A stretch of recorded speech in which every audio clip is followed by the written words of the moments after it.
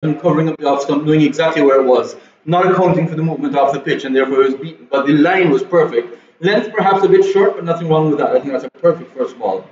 Tariq Gabriel, 2.5 centuries in 2 games, came here. This is his 3rd season, by the way. He's eyeing at 3 figures.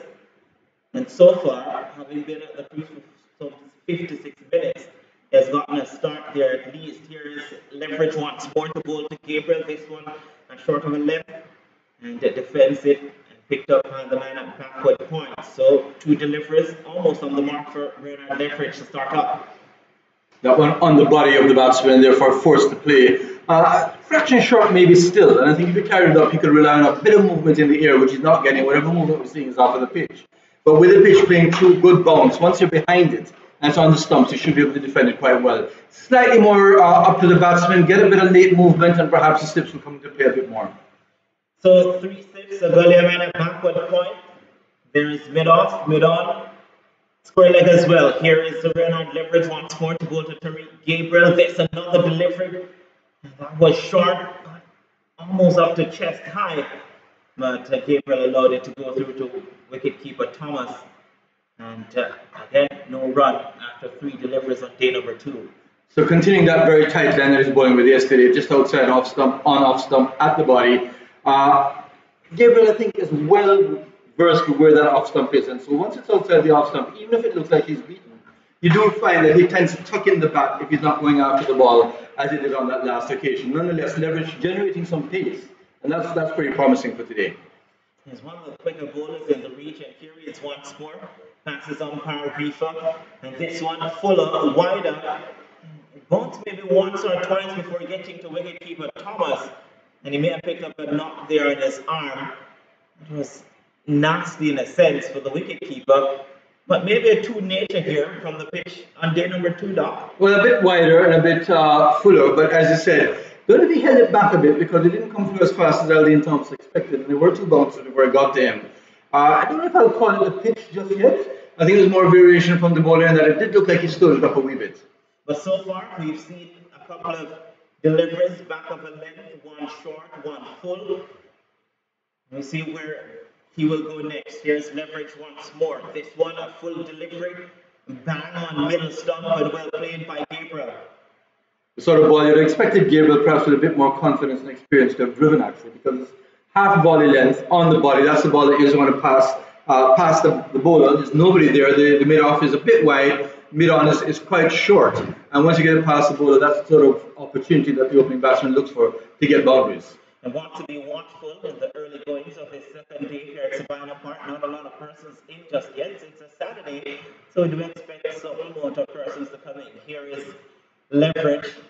This one, back of a length on the body and tucked into the onside. There is no run. The return for Rockland Paul was a poor one, but in the end, danger averted, and the score remains at 34 for the loss of 1. We completed the first over of day number 2. Well, a maiden over there, but the good thing was that Bernard Leverage got the batsman to think about every single ball. Even the ones that he left alone, he had to judge properly, and that's the way you want to see the bowler start. Make the batsman think from the start. Not a lot of people, as you said, for those not versed with Jamaica in January, it is the start of athletic season. And there's a big track meet today, which is attracting a lot of attention at a high school level, but it's a brand new track in one of the high schools, Jamaica College. And a lot of activity taking place there. In fact, a lot of people say that they're going to go there first and then come to Savannah Park in the evening. It really was a pleasant night last night. Yeah, it's their annual track meet. Usually it is run on grass. Now they have a fantastic 400-meter track at Jamaica College. It's an institution that has produced prime ministers as well. The Jamaica College track meet, the Ashenine Complex it's called. And you're right, Doc, a lot of attention when it comes to track and field here in Jamaica. So here's the Shane Thomas, had some problems on day number 1 with no ball, and this one is down the next side. It's going to be interesting to see what O'Shane Thomas comes up with. He's somebody who perhaps is being rushed through the system a bit too quickly, has proven himself somewhat at the T20 CPL level, and people are just extrapolating that to the first class level, to the 50-50 over level. I was a bit shocked to see him bowling for the West Indies at a 50 over level when there was a domestic competition going on that he hadn't proven himself in. More about that after this ball. Yeah, and I'm pretty sure that not just you will have more about that. Here's a Shane Thomas once more, and this delivery is a good length, but Kato was able to squeeze it into the offside, and they go through for a single, the first run of day number 2, and the score now goes up to 35 for the loss of 1. So here's a 21-year-old bowler, bowling very fast, bowling spells of 4 overs. And the first time that he's really being exposed to 50 overs in any meaningful way this season is in a one-day international. Makes his debut and has a dubious distinction of being the first or the bowler on a debut to have given away the most runs in a spell. His first 4 overs were fantastic, didn't know what to do with the next 6. You don't learn it at the highest level, you've got to learn it in domestic cricket. Hopefully he'll learn a lot from the first class season this year. Well, had a fantastic Cameron Premier League season, hence the reason they brought him into the limited over setup. But as you said, Doc, it's far different playing domestic versus international and T20 versus 50 over. Here he is in a 4-day game, and bang, that's a good delivery. That is where you want him to concentrate, Shane Thomas. But again, it's about consistency, how many deliveries he can get on that mark. So what we saw leverage do was to make the batsman think about every single ball. O'Shane Thomas has to make sure with his pace that he's got a plan in his mind, and that plan includes the batsman playing at least 4 of the balls and thinking about the other 2. The first ball, as we saw, went wide down the leg side. No need for the batsman to get concerned. He too has to pace himself, and so the captain, Paul Palmer, is probably going to have to use him in short spurts. Well, the batsman wasn't ready there. Shane Thomas was, but Terry Gabriel sent him back. And again, you also have to take into consideration he's young. He played the Caribbean Premier League. He then had stints overseas, and he's back playing a 4-day game. So you wonder if that is taking a toll on his body's first real full season.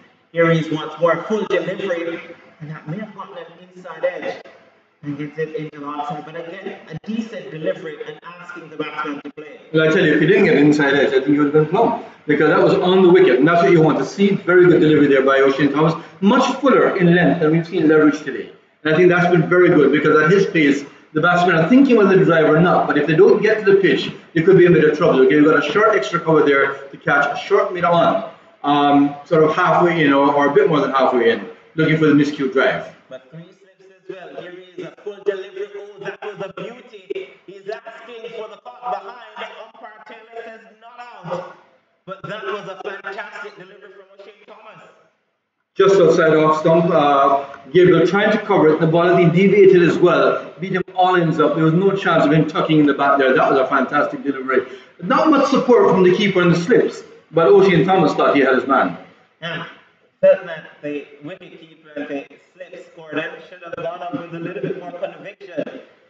Well, that's only if you have it. I don't think they were too convinced there that took an edge. But I think if there was a reviewed place, they would have gone for it anyway.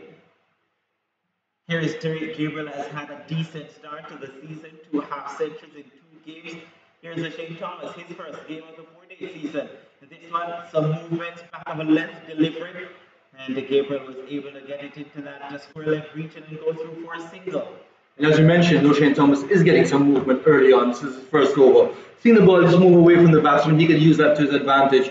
He's been keeping that line basically on the body of the batsman. If he's getting that away movement, you might want him to move just onto the offside line and have the batsman thinking twice. But a good over all in all. Fast, bit of movement, had the batsman play, good lengths. Good start by Jamaica Scorpions so far. A decent start, 36 for the loss of 1. The score goes up to after 13 overs. But the disappointing thing, if any, is that if you look at the extras column, we've got 18 so far, and it's going in over number 14. That's unacceptable at any level of cricket. But the problem is, a lot of them are no balls. We saw O'Shane Thomas struggle a bit yesterday. Something you don't expect from a young fast bowler. Here's Renard Leverett from the Michael Holding end.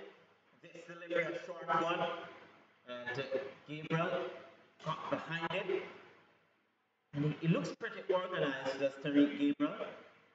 Very calm behind the stumps, just knows how to get behind the ball. Leverage, on the other hand, is getting a bit more bounce than O'Shane Thomas so far. It's early days still. But very pleasing to see that bounce. And I think Gabriel just has to be conscious of the one that may pop up a bit more than he expects. Because when he squares up, he actually doesn't have much room for his arms to drop or go up. Renard Leverage, tall figure, lanky, then jumps just before release. Here he is once more. This delivery wide, and Gabriel didn't need to play at it, he did play at it. But again, we've seen where Renard Leverage has gone short at the body, full outside the off stop. So you wonder if he's trying to set up the batsman, maybe to push him back on the back foot and then to get one full and entice him to drive. I think that's what the plan is. Leverage had been pretty good in terms of line in the first over. Clearly just needs to get it a bit straighter right now, but that certainly would be the plan with 3 slips and a gully. A vacant cover region. Here is Tariq Gabriel tapping away. Renard Leverage approaches once more. And this delivery again, back of a leg, had some amount of pace behind it. And it went through to the wicket keeper almost chest high. The shorter length seems to get him a bit more bounce. Renard Leverage, line once again very good, and you'd have to say Gabriel was beaten again. So other matches going on, 2 centuries so far in this round. We saw Chandrapal Hemraj get his maiden first class century. Hodge get a century in the other match, put it in 82. Still not seeing those high scores from a team perspective, but certainly it's nice to see some centuries in this round. Yeah, it's really nice, and the good thing about it is that we've had 2 from 2 openers, Munsid Hodge and Hemraj. Here is Leverage once more, and again, Gabriel well behind it, pushes it into the offside. There is no run. And of course, Asad Fullerton, from time to time, has been used as opener as well. Indeed, yes.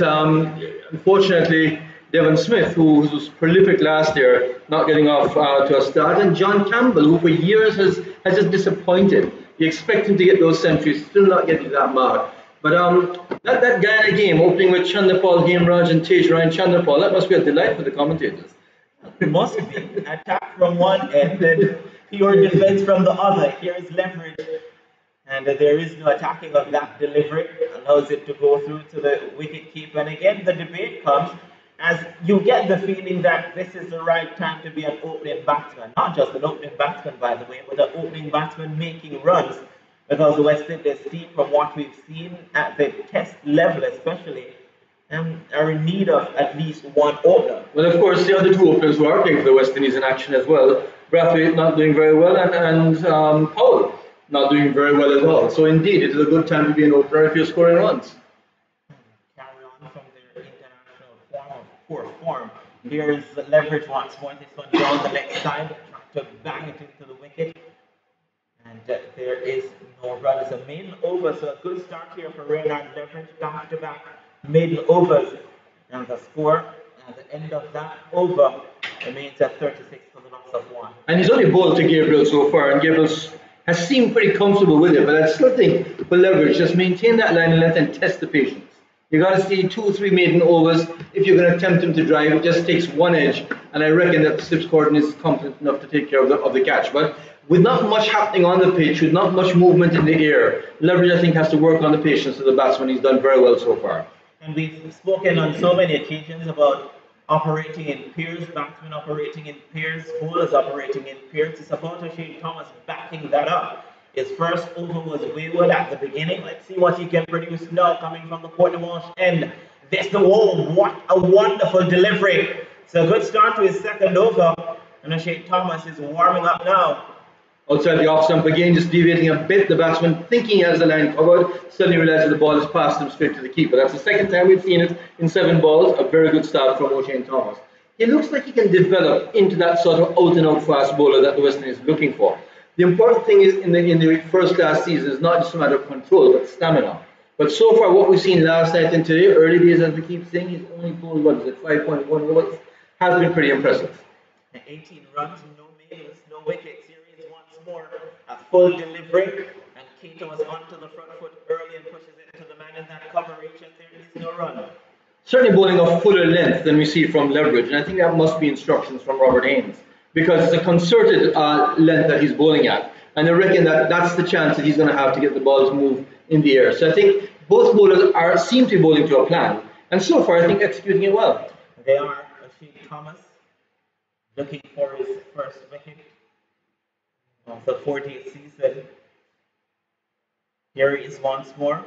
Passes umpire Taylor. A delivery that was short up and over the slip cordon. A couple of bounces into the boundary for 4. So having bowled 2 full deliveries, Shane Thomas decides to go short and it was wide outside the off stump and presented a perfect opportunity for Cato, and he accepted it with a smile. Did the right thing, which is to hit very hard, even though it was uppish, there was no chance of being a catch. That was a well-calculated shot. But as you said, wavering with the length this time, having just commended him for it and paying the price for it. Ball wide, short, it can only be hit for 4. And it can happen if you have that extra yard of pace. You feel as if you can rush batsmen. But then again, you also have to be consistent with that, with line and length. Here he is. Let's see what he will follow up with. O'Shane Thomas bowls to Cato, and here's another good delivery. Beats the man at gully, and it could run into the boundary. Will it? Yes, it does. So back-to-back boundaries here for Cato. The first one was a shot of class. The second one was a little bit streaky, but the result the same. Trying to pitch the ball a bit fuller this time with O'Shane Thomas, but still wide outside the off stump. Cato covering it, and you figure he just tried to open the pace of the bat. Certainly not a controlled shot. In fact, a bit lucky because Gully was diving to the right. Should have stopped it, and it wasn't certainly placed there. It just happened to go there. Nonetheless, I'm sure he's accepting the 4 runs with a lot of gratitude. Those 2 boundaries has taken his score up now to 16. The partnership moves on now to 30. And the Windward Island Volcanoes, they're up to 44 for the loss of 1. This is day number 2. A day-night contest here at Savannah Park. Here's O'Shane Thomas once more to bowl to Raxmore Cato. And this one is defended and defended well. So a good follow-up deliver from O'Shane Thomas. This one was again short, but it was to the body of Cato. And sort of line and length that he wants to keep right now, just keeping the batsman on the back foot. O'Shane Thomas in both the T20s and the One Day Internationals has been very expensive. And something that I think he's probably got in the back of his mind, and having been hit for 2 fours, even though one was perhaps a bit fortuitous, would weigh on his mind that, I tend to go for a lot of runs per over. Do I need to rein it in? So here he is to Roland Cato once more. This delivery outside the off stump. And again, it just shows that he's very inconsistent, O'Shane Thomas, but the over comes to an end, and an over that has cost some runs. And at the end of it, the total 44 for the loss of 1. 8 runs coming from that over. You had mentioned that the batsmen have to work in pairs and the bowlers have to work in pairs. You mentioned that O'Shane Thomas has to keep it tight at his end. Well, 8 runs came off the over, but the point is Gabriel has still stayed on the end where Reynard Leverage is bowling to. So he's at the Courtney Walsh end, facing from the Michael Holding end. He didn't get the 8 runs. And I think he still feels a bit pressured that he needs to get off the mark. So Leverage has to continue nagging at his patience and hope that he stays at this end and O'Shane Thomas can tighten up at the other end. Good, comfortable start, you'd have to say, by the batsmen. Beaten on 2 occasions, but by and large, I don't see them in any great trouble so far. It is also about negotiating the opening hour of the second day. Here is Reynard Leverage, 2 maidens so far to start the day. Here's another good delivery, and Gabriel beating the all ends up. Played inside the line, I thought. The ball outside off, some moving away, but Leverage certainly is getting a lot more bounce than we've seen from O'Shane Thomas. And I think O'Shane Thomas actually tried to bounce the ball that was hit over the slips before. But Leverage seems to be doing it without having much effort put into it. And that probably talks to what you were saying, that he has this jump just before his delivery. And that gives him the bounce. But really impressive because it then chokes up the batsman and doesn't allow them to free their arms too much. It's come a long way, Reynard Leverage. I remember when he was just coming into cricket, made the West Indies 18 to the tour of Sri Lanka, pulled up after about an over and a half. Here he is once more. And this delivery, another good delivery, similar to the first one. And again goes through to the wicketkeeper. There is no run. After that series against Sri Lanka with the West Indies 8, came home and recovered from that injury. And I think he played another game, either in the 4-day competition, it was another 8 game, and he pulled up there as well. So not the most convincing of starts to his career, but since then, in the last 12 months or so, he has worked on his strength, his physicality. He looks fitter, looks meaner. And talking with him, he says he's the fittest he's felt in all his life. And wants that to tell. Here he is once more. And another good delivery, and another delivery that has beaten the batsman outside the off stump. I tell you, that was a delivery of class there. That was a fuller ball, just outside off stump. Gabriel playing for the ball, missing it, just missed the outside edge by a whistle. Reynard Leverage, of course, a member or former member of the Jamaica Defence Force. And he's left the force about 1.5 years ago. And I think his training methods have changed as well, because of course, pardon the pun, but a very regimented regime of training that he has in the army, which perhaps is not sport specific, but rather more just physical specific. And he's changed his training regimen. He looks much better right now. Victor, here he is once more. Renard leverage, a short delivery, and again, Gabriel is well and truly behind it, defends it well. I remember when he debuted in the Super 50 tournament in 2017. He played a game in Barbados at the Kensington Oval. I think it was against the Trinidad and Tobago Red Force, and a lot of persons came out to see him. And he was operating at tip-top pace on that occasion. That was a fierce spell that he bowled there. Remember, leverage was picked up from the nets, literally. Was a net bowler and went straight into the West Indies 18, bypassing Jamaica's setup almost. Hey, didn't he? Here he is once more, passing umpire Reef a full delivery outside the off stump, and so far, you see the full deliveries, they haven't had that much carrying through to wicketkeeper Thomas. But again, leverage, pushing the batsman on the back foot, and then bowling that fuller length, trying to entice the drive.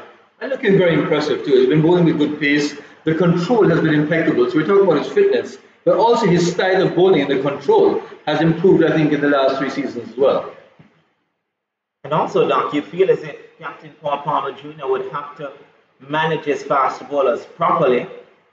He doesn't have many to choose from. I don't, he doesn't. Here is leverage once more. And this deliberate on the body, pushed into the onside, a chance for a run out. I said, put it in there. Collected, but a good run, good judge in the end. And they were able to come through for the single. For the first time this morning, I believe we would see O'Shane Thomas bowling to Tariq Gabriel. I don't think it's the first time. Very much. They had a single in the first over, but it's the first time their run has been taken off with leverage. So the last ball of the third over yields a single, and Gabriel is at the other end. So hopefully he'll stay there for a while. You can see leverage decay to us. It's become a bit monotonous now. However, good bowling there by leverage, and I think O'Shane Thomas could actually learn a bit from what he's seeing at the other end, because leverage is bowling fierce. He's bowling with a lot of bounce. He's bowling with a very tight line, and it's not been quite the same at the end that O'Shane Thomas is bowling from. Young fast bowler, perhaps reckoning that if he can get that extra yard of pace, he could beat the batsman, but we're yet to see that yard of pace. But I tell you what, Doc, you look at the contrast. Both O'Shane Thomas and Renard Leverage came into a regional cricket run about the same time. But O'Shane Thomas has gone on to play international cricket so far. Here he is, back of a left, Gabriel behind it once again. So O'Shane Thomas has gone on to play international cricket, T20s and one-day internationals, and Renard Leverage at the regional level still.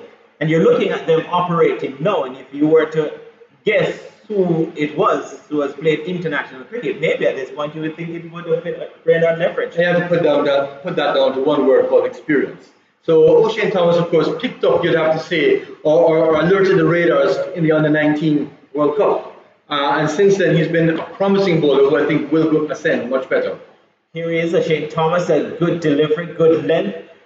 And it had some shape on it, didn't it? Indeed, for the first time, we saw him bring the ball back into the batsman. Aldine Thomas picking that ball down the leg side and actually beat the batsman outside the off stump. So quite a bit of carry there. O'Shane Thomas picked up at the Under-19 World Cup as somebody who had potential. Brought through the system, of course, CPL is how he was introduced to the world and then onto international cricket. I wouldn't think that's the way you really want to be introduced. Alzari Joseph, of course, the other person who came out of that campaign, went the other way, which was overbowled until he got into injury.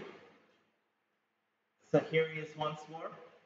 O'Shane Thomas. I remember O'Shane Thomas, of course, is a member of the Melbourne Cricket Club. The Melbourne Cricket Club has produced two of the most outstanding fast bowlers for Jamaica and even the West Indies, Michael Holding and Courtney Walsh. And I remember speaking with Martin Nita, the president of the club, and he was telling me about O'Shane when he was maybe about 3 years younger than now. Picked up in the camp, of course, went to Garfield High School. And he told me that, well, this is one of the youngsters who I feel will be very good at the international level. Here he is, O'Shane Thomas. Has pace like fire, he told me. And then just maybe a year after that, he was brought into the Jamaica Taloa setup. and played maybe about 3 games in his first season, and then had a full season last year. Indeed, yes. Well, it was more than just talk from Melbourne Cricket Club because they actually house him. He still lives at the club, looked after by the club, and they've sort of monitored his progress, not just in terms of how he's progressing as a bowler, but even workloads. And I think it's been a very commendable approach by that club in terms of how they're trying to get him to move without injury. And here he is once more, injury-free, big and strong as well. Another good delivery outside the line of the off stump. And for O'Shane Thomas, he has one of the more experienced bowlers or former regional players in Andrew Richardson, who is his coach at Melbourne Cricket Club, and he's also the assistant coach here with the Jamaica Scorpions team. Indeed, yes. You did mention Michael Holding and Courtney Walsh as products of Melbourne Cricket Club. Unfortunately, both are not in the region. So we have Michael Holding, we're hearing his voice from South Africa right now, and Courtney Walsh, of course, the bowling coach for the Bangladesh cricket team. I was interim coach when Bangladesh came here to Sabina Park to play against West Indies. Here's O'Shane Thomas, a delivery on the body and pushed into the onside, asset footed in doing the fielding, coming around from mid-wicket. And the return wasn't all that good, but the over comes to an end, and guess what? It's a mid-over for O'Shane Thomas, and it was bowled to, guess who? Tariq Gabriel. A much better over by O'Shane Thomas in terms of both line length and pace. I think he was a bit quicker this time than he was in the previous overs. But O'Shane Thomas certainly has to be one on the radar. We spoke about Courtney Walsh coming here as coach of Bangladesh. In fact, the test match that was played at Sabina Park, there are only 3 people who had ever played for Jamaica at Sabina Park. One being Courtney Walsh, the other being Shakib Al Hassan, and the third being Muhammadullah. Nobody from the West Indies side had any experience of Sabina Park. Playing for the Jamaica Jamaica Tallows, of course, in the CPL with the 2 Bangladeshis. Shakib Al Hassan and Muhammadullah Riyad came here as Mohammed Muhammadullah. So here is Roland Keita to face Reynard Lethbridge coming from that Michael Holding end. The George Headley stand behind him. Here he is to bowl to Keita. And this delivery, that was a lifting delivery outside the line of the off stump. And Aldine Thomas taking it in front of second slip. So that ball moved quite appreciably there, bounced as well. And this is real good stuff from Reynard Lethbridge because he's producing the pace. You did mention that when he's fuller, the ball tends to die down a bit. But he seems to know the areas where the bounce is coming from. And Keita certainly, you saw his hands following the ball as it was moving wildly across from the off stump line to the second slip line by the time Aldine Thomas collected it. As you rightfully said, Doc, that Reynard Lethbridge will present a different challenge for Roland Keita as faced a couple of deliveries from O'Shane Thomas, hitting for back-to-back boundaries. And now, a sterner test. The ball coming from a slightly higher release. Here is Lethbridge once more. This delivery on the line of the body, defended well, defended strongly.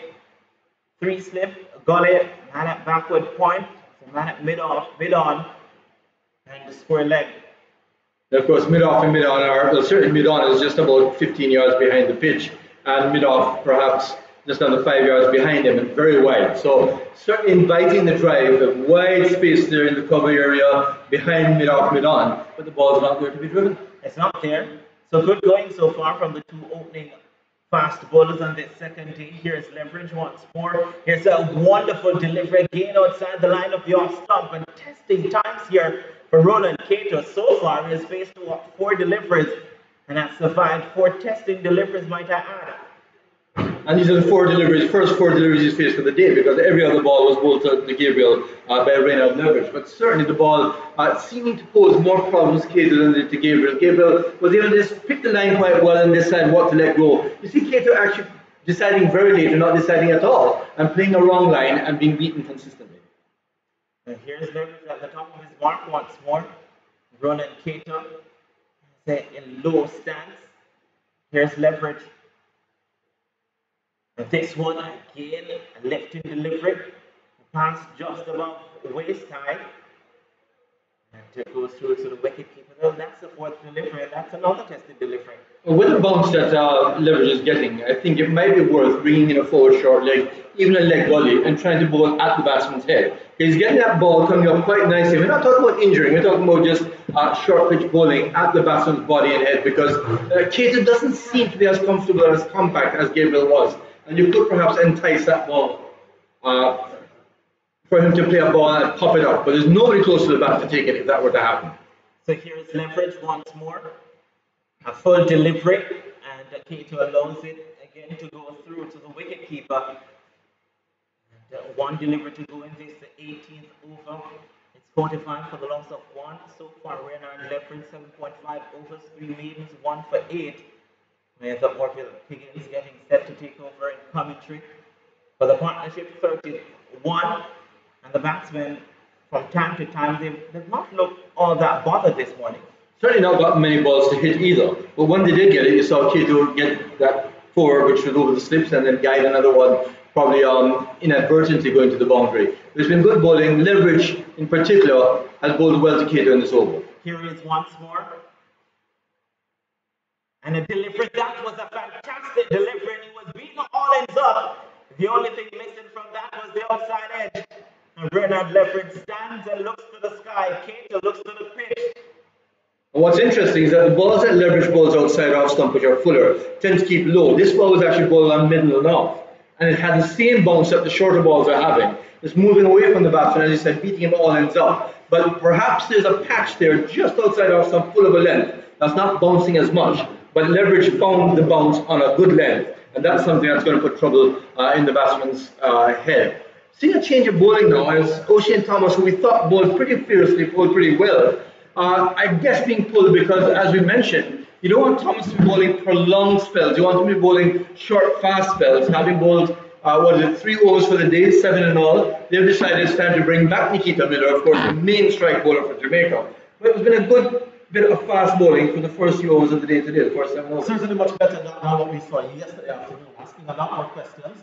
And to the two batsmen, credit, Roland Cato and Tarek Gable, they've been showing good judgment. They have left a lot of deliveries alone. Good bowling, good batting. It's a great contest.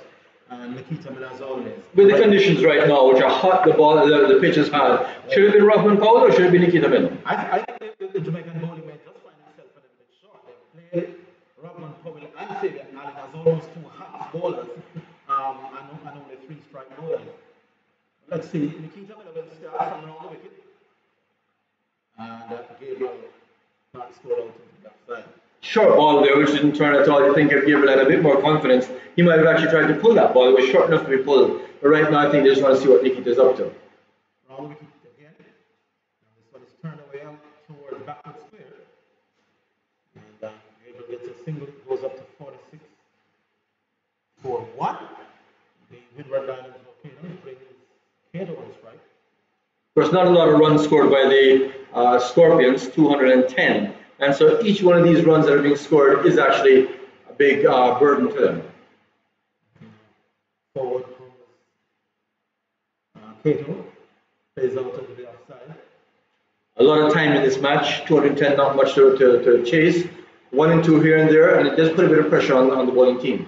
Miller from around the wicket goes, and Kato gets one that he steers up towards the point region, really up towards the wide side line, gets a single. That takes the total now up to 47 for 1. I just feel that the pressure has been taken off of the batsman. Of course, Nikita Miller, certainly a strike bowler. But the way O'Shane Thomas and certainly Reynard Leverage have been bowling, I'd like to have seen Rothman Powell. There is Miller now bowls, and batsman will tell you that he played inside the line. Bowlers will tell you he was beating all ends out. He did eat it very taken by Thomas standing up. There's a slip and slip point as the closing fieldsman. That one bounced a little bit, but well played. And that's the end of Nikita Miller's first over, 47 for 1. 2 runs coming off the over, the scoreboard steadily ticking along. Of course, just the 2 boundaries which accelerated it any more than pedestrian pace. But the batsman not really in a lot of trouble, short of that last over we saw from Reynard Leverage to Kato. And I think if Leverage has 1 or 2 more overs left in him, they'll have to bowl him right now because he's the only one who looks to be troubling the batsman. As you said, Orville, I think they're a bit short of a bowler. Fabian Allen is going to have to bowl much better than what he normally does if he's going to make a dent from the other end. They went for the longer batting lineup. You could argue that longer batting lineup was that side footed in, and so it paid off. Well, there you go. There you go. Leverage will continue. He's bowled well. Without success today, he is responsible for the 1 wicket to have fallen so far. Then he had Devon Smith caught gullied by John Campbell late yesterday evening. But he's bowled well. He's bowled in this innings, maybe as well as I've seen him bowl in terms of control and outward movement from the right-handed batsman. And this one a little bit too straight, right towards the wicket. The thing I've noticed about him here now is that he has done very well in getting the ball to touchdown and just angle away from the right-handed batsman. I haven't seen him with the same technical ability to get the one to the back. Indeed, yes, yeah, he's relying on outward movement. But what he's also relying on is a bit of extra bounce, and I still feel with Keto not as comfortable as he was before, and now you have the second ball of the over being bowled. You need that forward short leg, you need somebody under the bat just to add a bit of pressure. Indeed. Gabriel on strike. Gabriel is on 7, has been there for a while. This one he's steering out towards point. Again, that's another good delivery, right kind of line. And before the length too much, the batsman was on the back foot in an ideal world. They want him to be thinking about coming forward, but the line was good. Very good line there. In fact, first time that you feel the batsman had a bit of width to actually steer the ball towards the backward point. So far, they've been playing very much compact within themselves, but no chance of driving the ball, which I think Leverage wouldn't mind if he went for the drive, because the ball, as you say, is just moving away a bit, but how much it moves is variable, and therefore it's not something where the batsman, I think, can take into account. Yes, I can go through the drive, hoping that it'll just remain at one sort of angle. He bustles in again to bowl to Gabriel, who is driving up towards the cover region, really just coming down on it and just easing it out into the outfield on the offside for a single. Once again, that uncertainty, because that was a fuller length. I figured it was a half ball, and you could have gone through with the shot going for 4, but very tentative, and that I think has to do with how much that ball is moving. So well watched by Keto, better to get the single than take a chance. And he now moves on to 17. Gabriel on 7 off of 69 balls. Now, I personally don't have a problem with that, so now just stay and consolidate. We need batsmen who can stand up there and bat for a long time. Really? Still a very attacking field, 3 steps and a gully. As Gabriel tucks away, gets another delivery as he steers out into the gully region, standing on the back foot. And if you want to be harsh, although I'm saying that I've seen Leverage spray it around at times, and I've also seen Leverage rely a lot on the short ball now, but this time around he's pitching the ball fairly well up. I think he could still probably come half a yard up, not maybe a foot further up, just to encourage the drive. I was listening to Adam Gilchrist in that Indian game. He says, certainly with the new ball, you want to see the batsman come and drive. Well, we made a comment here too, that he needs to come up just a wee bit. He wants the batsman to go coming on the front foot more than he's been doing so far.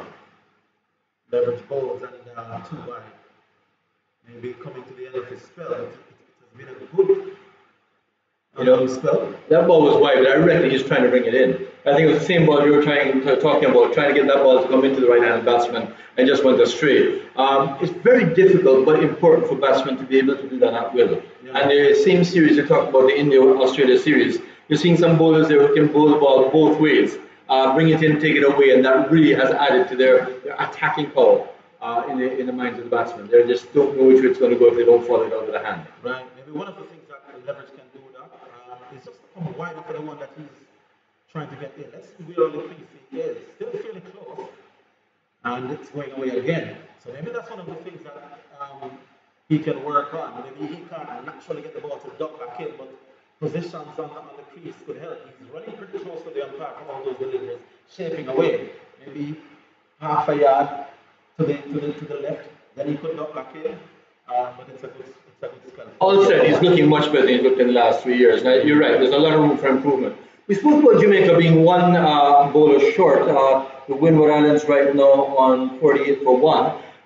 1 bowler short. Now, was there pressure, you think, with the West Indian players returning, that is Fabian Allen and Robin Powell, to include them into the 4-day side and therefore sacrifice a bowler? Well, there's a rumor making the rounds that they were instructed to play them. I mean, you are closer to West Indian circles than most of us, but there's a feeling that they were asked to play them, maybe not compelled, but asked. Well, certainly Robin Powell, you figure, needs to play the 4-day game a bit more. Fabian Allen has to really earn that place. You can't come off of a T20 team and walk into a first-class team, but I think that's affected the equilibrium. Well, maybe they are looking at what Fabian did last year. This one is swept around the back of the field. Fabian did score 2 first-class hundreds last year, and you would think that once he's fit and available, they'd be tempted to play him. But that's as a batsman. And the thing is, we're talking about the strength of the bowling here, and the bowling is lacking a bit. They are playing, you would think, at least a half of them a shot. Kerry Scott will coming after this over from Dr. Mansing. To bowl? That was a long time ago. Like he's a better batsman these days. Nikita Miller bowls. And again, well on target. Gabriel plays back down the pitch. No run.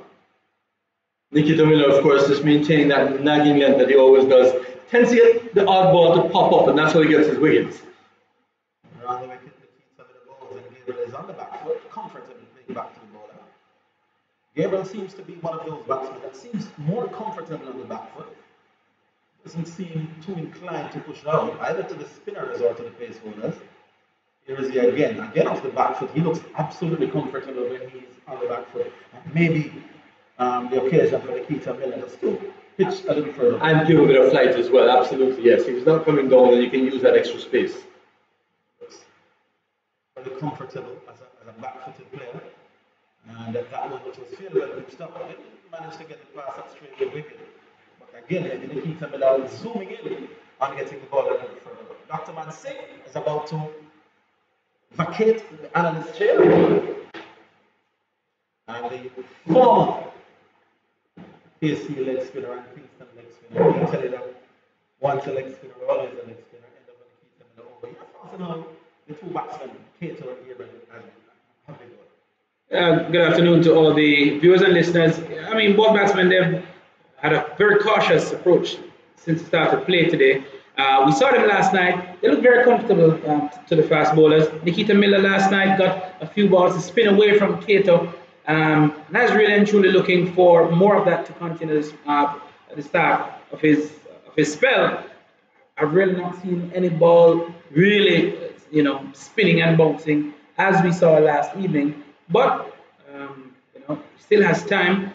Looks very slow though through the air, Nikita Miller. And I think that is the primary reason why Cato and Gabriel have opted to play him off the back foot. Alright, so a bowling change. Rodman Powell will pick up from where Leverage left off from the George Henry standard. And field naturally less attacking. Now only two slips and a gully, point cover mid-off, mid-on, mid-wicket. And a man a widest down leg. Field a regulation field. Rodman Powell who started out as an all-rounder of the mold of Russell, but his batting certainly has gone ahead of his bowling. This one is pitched up and played out into the offside. He's now military medium and can be classified as no greater than useful with the ball. But I think 2 years or so ago, he was, had the potential to be greater than what he is now. Yes, certainly. I mean, I think his batting has come on leaps and bounds over the last couple of years, and his bowling has really suffered because of that. But I think that he still has time. He has enough time to work on that to become a proper all-rounder. Here's he does have the ability to hold it up. That's edged and dropped. Dropped by the man at gully. Could be John Campbell. John Campbell. Couldn't quite snap with that. The edge found, ball pitched up, angle away. And your thoughts on that, Kerry Scott? No, that's the type of thing. There's a gentle breeze going across the pitch, blowing towards the Kingston Club stand, and that has primarily been the reason why we have seen so many balls shaping away from the batsmen earlier today. And that brings up the 50 for the Volcanoes, and their 50 has come off 134 balls, and they've been at it now for some 99 minutes. Back to that delivery, Rodman Powell, finally, we see a fast bowler bowling a fuller length to the batsman with that gentle breeze going across. Those are the type of things that will happen. Powell bowls and beautiful leg before he's gone. Oh, the drop catch didn't cost the Jamaican Scorpions anything. The batsman attempting to work this one into the offside. I can see Cato making a deliberate attempt to get across his stumps, maybe trying to cover for that ball, pitching away and leaving. But then that one was dead straight and he was ending up playing across it. Good bowling that from Rodman Powell, and sometimes the batsman's concentration tend to go when they think it's a lesser bowler, because I think it was a little bit more apprehensive when it was leverage bowling. But all in all, good wicket. Your thoughts on that? Yeah, very good wicket, very good wicket. And off air, you and I spoke about if leverage was able to get one of these deliveries to come back at the batsman because again, there were a lot of outswingers being bowled to them, so they felt very comfortable leaving, and they decided that they were going to be leaving anything pitch outside the off stump, and he just kept leaving. Now, Ramon Powell, having bowled 3 deliveries so far, the first 2 deliveries, the first ball was just outside the line of the off stump with a little tail away from the batsman. He saw that outswinger. The second one, it was pitched full on length. Again, that tail taking it away from the batsman. He dropped that gully. It cost them 4. But at the end of the day, the very next delivery was full in length. But this time, that ball just came back a little bit at the batsman, and he almost he walked. Yeah. He did Cato. He's made a bigger step towards the off stump to cover the ball leaving him, and ended up maybe that cost him his wicket as much as anything else. Kurt Edwards, the captain now, will take strike. Kirk Edwards, he certainly needs a score. The last couple of seasons, he's really and truly not been as productive as we've all been accustomed to. A few years back, when he was in the West Indies setup, he was really one who you thought would have gone on to play a few more Test matches. That has not happened, but he still remains a very good first-class player. I remember the days when Kirk Edwards was in the 40s in Test cricket, and as you said, he thought that he would have gone on, but he said that there's many a slip between the cup and the lip, and you never know sometimes what causes players to fall off. Sometimes it could be anything. I think it's a very good field set for Kirk Edwards here. They have 2 slips in man at gully. And the man who was at square leg, he's now in front of square. He's almost square mid-wicket. This time a good delivery outside the off stump. That's the Ramon Powell here. It's the Jamaican Scorpion Steve playing maybe a bowler shot because Ramon Powell is not an out-and-out bowler, neither is Fabian Allen. But he's playing now as maybe the 4th bowling option, and he's looking the part. His line has been good. He is getting movement. He's smart enough to get that one to duck back in. Maybe too early to say, but so far he's looking. And I think one of the things that he's been able to do this over is certainly he's been able to ask the batsman to play at him. Leverage didn't do that a lot in his spell. Oh, that was outside off stump. Left alone by Kurt Edwards. Kurt Edwards generally very strong through the onside, so it helps if you stay away from those pads. And again, I believe that what needs to happen is that these new batsmen, they need to be playing the ball. They need to be playing. Primarily because you really don't want them to be leaving alone and getting the pace of the pitch and, getting a cycle, working themselves in. Kirk Edwards, he's still a quality first-class player, and he can certainly hurt you. Ramon Powell over the wicket to bowl to the captain of the Volcans. That's why he's upset with himself. And maybe another day, limited over swinging, that would have been called a wide. But end of Ramon Powell's first over. Couldn't ask for more than picking up a wicket. And the total now 53 for 2. So again, I'm sure, as I said last evening, Jamaican Scorpions team, they got to 210, and I thought that they were maybe 30, 40 runs short of a real challenging total. But at the end of the day, this is first-class cricket. We've seen the Volcanoes implode on numerous occasions, and with the type of bowling attack that the Scorpions have, Nikita Miller, he's yet to get a wicket, but they have quality bowlers in their ranks, and one believes that they should be able to, if the Volcanoes are going to get this 210, I'm not sure if they will get too far away from it. Gabriel, given the amount of deliveries he has faced so far, is that 78 deliveries there? Yes, that's 78. For 7. So he's going briskly along. I think he's batting himself in a hole here. He certainly needs to try and score. Added pressure with the second set. This time he gets a good delivery. Started out maybe mid and leg. Did spin a little bit. He was attempting initially maybe to play towards the outside. But then that turn, you're asking, say you didn't see too many turns. That certainly did, and there was some bounce on it as well. Miller from around the wicket. The batsman is forward. There's a score. So again, when you look at this field, they're all crowding Gabriel. Gabriel seems very comfortable in just blocking these deliveries. This time he's bowled. Oh goodness, Nikita Miller continues to do what Nikita Miller does. Sometimes he looks so innocuous, but he has this amazing knack of getting batsmen to play silly shots. And that's another wicket to the Jamaica Scorpions. The hard work by Gabriel, he was resolute all along. But somehow Nikita Miller found a way to breach his defenses. It's now 53. And again, that was always going to happen. There's absolutely no way that you're going to be in a contest and your way of getting out of that contest is to block your way out. You have to be positive. You have to be looking to score. I'm not saying you should be looking to take Nikita Miller over his head and take it to all parts of the ground, but certainly you must be looking to score. One of the biggest challenges that I believe that we face in the Caribbean is that our batsmen, top order batsmen, they don't understand the art of getting singles. So it's either they block or it's a boundary. The singles, the art of getting singles has been totally lost. There you go.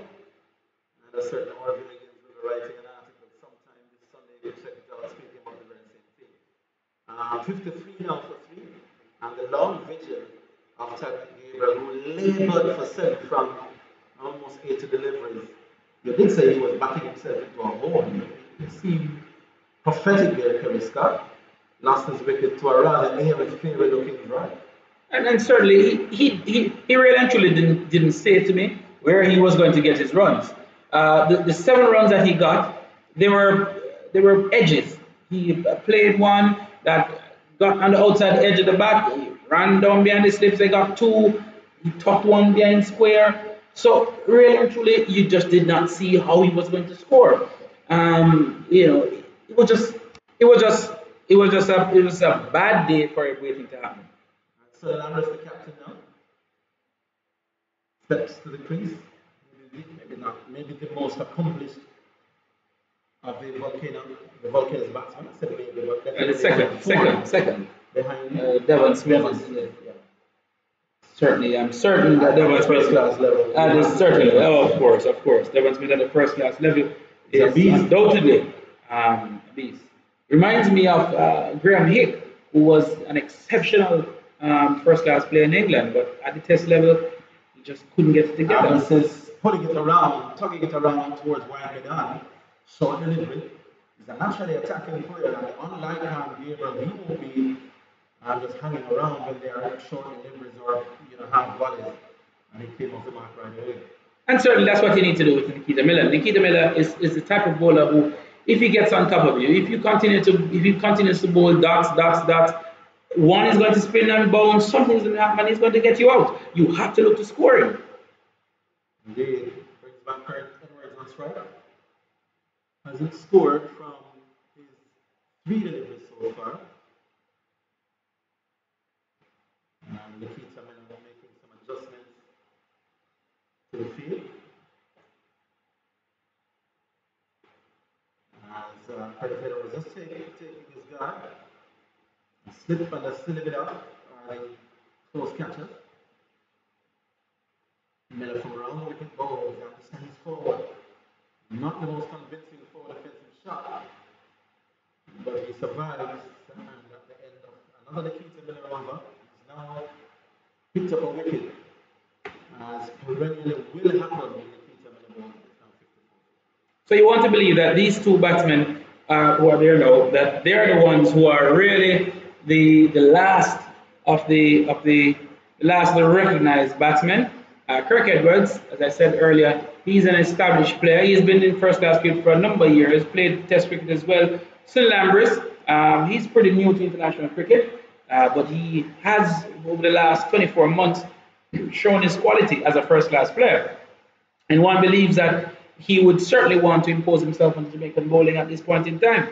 Can he do it though? That is still left to be said. He's a naturally attacking player. Let's see what the field is for him. 2 slips, gully, point, cover, mid-off. In the regulation field.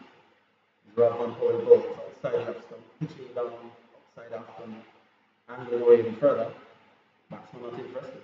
And again, the last 4 deliveries that Ramon Powell has bowled, they have all been short and wide outside the off stump.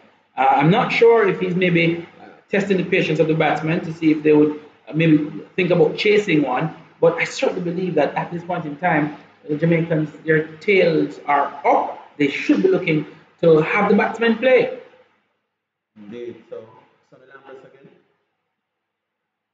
We look to counteract whatever Ramon Powell has. That's a straight drive back past the bowler. And lovely shot for 4. So that was a top class shot. That's a shot of a man who's in form. That's a shot of a man who is in total control of his game. That ball shaped back into Ambrose. There was not a lot of exaggerated movement from him. He just kept the back face straight and full and eased it up past the right foot of Ramon Powell, who had absolutely no chance. Sonny Lambert about half of the deliveries. Let's watch this one.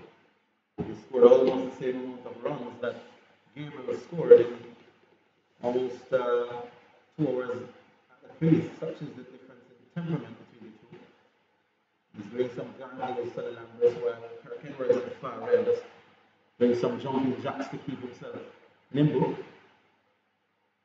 So I'm sure right now Ramon Powell will have to be careful of how full he gets to Ambrose, because Ambrose has now shown that if he's any at all careless, that he's going to put him away. Going to Ambrose again. He's working this one out towards the wicket gets a single. It's busy as always, Ambrose. He doesn't miss out on scoring opportunities. You have to give him that. And he goes up to 6. It's now 59 for 3. I want to see how he approaches his innings towards Nikita Miller. The very first delivery he got, it wasn't all that short, but he was back very quickly and he looked to pull it. He didn't make very good contact, but he made enough contact to get him a single. That to me signals that he is in the mood to try and play some shots. He's not going to be just there existing. He certainly will look to be taking the fight to the Jamaican Scorpions team. Indeed, he will. There is Ramon Powell to go to Kirk Edwards from the wicket. And Edwards gets another delivery, touching down well outside now, angling away. And didn't make any contact. He didn't want to. Ramon Powell definitely would want to be a little bit closer. Yeah, Edwards certainly looks a little less assured. Even though those deliveries are outside the off stump and he's leaving them, so he's not leaving them with that ease and nonchalance that you would generally want to see a batsman leave with. He seems hurried in his leaves. That tells me that this is somebody who is struggling for runs. He may have just played the bat inside at the last moment, but he was tempted to play. Good ball there from Ramon Powell to end the over. Henry Scott will describe that final delivery, and Sean Johnson will step into the commentator's chair. So again, Ramon Powell, he has really and truly been the man who has looked dangerous of all the fast bowlers. Early today, we saw O'Shane Thomas and Renard Leverage bowling to Gabriel and Cato. They bowled predominantly outside the off stump with a little outswing tail on it. Caused the batsmen to leave a lot. They were leaving a lot.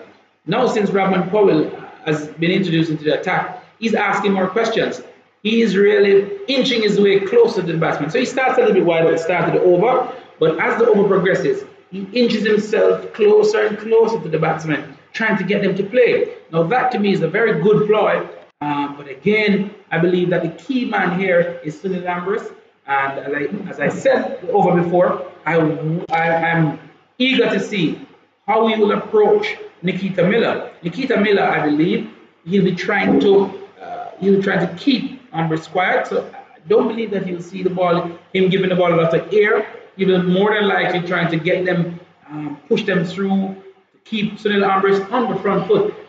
But again, Ambrose is an attacking player and he's always looking to score. Very good. I'm saying good evening for the first time to the listeners here on very sunny afternoon at Jamaica Park. And here we have Nikita Miller holding, and this ball is on the line of the leg stump. Playing defensively where the wicket keeper, Alden Thomas, comes around and does the picking up of that delivery.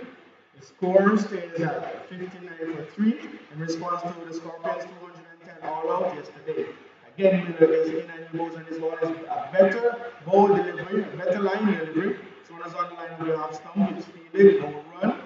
Again, the score remains 59 for 3. The batsman at the crease, Sunil Ambrose, down at the non-striker's end, is on 6, and Kirk Edwards is facing up to Miller. This delivery is slight adjustment there in length by Nikita Miller. Very sly bowler here, Kerry. Has gotten a lot of wickets for the Scorpions over the years. Recently, gave up the captaincy. I think he did that to concentrate further on his bowling. He's in again to Kirk Edwards, as Kirk Edwards is forward on the line of the middle stump, and this one is squeezed out into the short wicket region. Again, Thomas comes around and does the fielding passes on to who seems to be John Campbell at mid-wicket, a vacant man on the onside, with the exception of the man on squares. That's 2 men on the onside. Again, Miller is into Edwards, and Edwards is pushing forward at a delivery, which squeezed out to the man at that silly point region. Again, there are 1, 2, 3, 4 men, 5 men on the offside with a slip. Mid-wicket, deep square leg down to Kingston Cricket Club stand end. And Nikita Miller looking here to get another wicket. I think this is Ambrose who's on strike. It's Ambrose? Yes, Ambrose is on strike. Edwards at the non-striker's end. Right there. That was the last delivery, which was cut down to the man at point. There was no run. That ends the over. 59 runs to the Windward Islands Volcanoes in chase of 210 runs made by the Scorpions. The not-out batsman at the crease, Kirk Edwards, has not scored. He has not scored as yet. Ambrose is there, not out on 6. So again, I believe that the Scorpions are doing an extremely good job. They're keeping things quiet and tight. But certainly, one believes that the Volcanoes, if they are going to get anywhere near to this score, they will certainly have to try and pick up a few more singles. Ambrose, he has looked positive at the start, but again, Kirk Edwards, he seems to be feeling around. It doesn't seem as though he is in, good touch. So certainly, he will want to try and be a little bit more positive after this water break. But one can safely say that the game is evenly poised at this point in time. 59 for the loss of 3 wickets. And this partnership, I believe, will be telling partnership in this game. Yes, and the Volcanoes trailed by 151 runs. Devon Smith went last night for 5 runs from 15 deliveries. A solitary boundary in that innings. His edge was hit by the fast bowler Renard Leverage, a catch taken neatly by John Campbell in the third slip region. Tariq Gabriel, he was the next man to go. He was bowled by Nikita Miller for 7 runs. He faced 81 deliveries with 1 boundary. So he really stayed a long time at the wicket. Roland Cato, he was a BW to Rahman Powell after being previously dropped in the gully by John Campbell. 23 runs to his name from 43 deliveries. He had 4 boundaries in his score. The not-out batsman, Kirk Edwards, he's there on 0, and Sunil Ambrose, he's there on 6. The fall of the wickets, the first wicket fell at 14 runs, Devon Smith went, and 2 wickets fell on the score of 53. Cato and Gabriel, the batsmen, to go. In the bowling department for the Scorpions, we have Shane Thomas thus far taking doing 7 overs for 26 runs. He hasn't gotten a wicket. Renard Leverage, he has bowled 9 overs for 9 runs with his 1 wicket. Nikita Miller, 7 overs so far, 9 runs to his name, and also a 1 wicket to the left arm spinner from the Scorpions team. And Rahman Powell, he has bowled 2 overs for 9 runs with 1 wicket. So very familiar, similar numbers there for the Scorpion bowlers. 3 of them going for 9 runs with the 1 wicket, with the only difference being Shane Thomas, who has also bowled, pretty well in the grand scheme of things with this pink ball, which should move somewhat under the lights when we play for another session by the time it gets to 6 p.m. local time. And we see here where Shane Thomas is taking his run-up down at the southern end. Seems as if the captain, Paul Palmer, is opting to bring on his tall, fast, young 21-year-old bowler from the southern end away at Sabina Park, he will see if he could get some bounce and some movement as Renard Leverage was getting earlier. However, two different types of fastball. Renard Leverage is one which gets the ball to outswing judiciously, while O'Shane Thomas is more of the man who is that getting that fast ball up into the body of the batsman and trying to beat them for pace for the most part.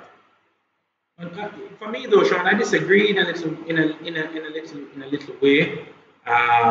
Say that O'Shane Thomas bowled well between yesterday and earlier at the start of play. I think that he bowled a little bit too wide. He didn't cause the batsman to play enough. And from the how many overs did he bowl? I think it was six. 6 overs that he bowled.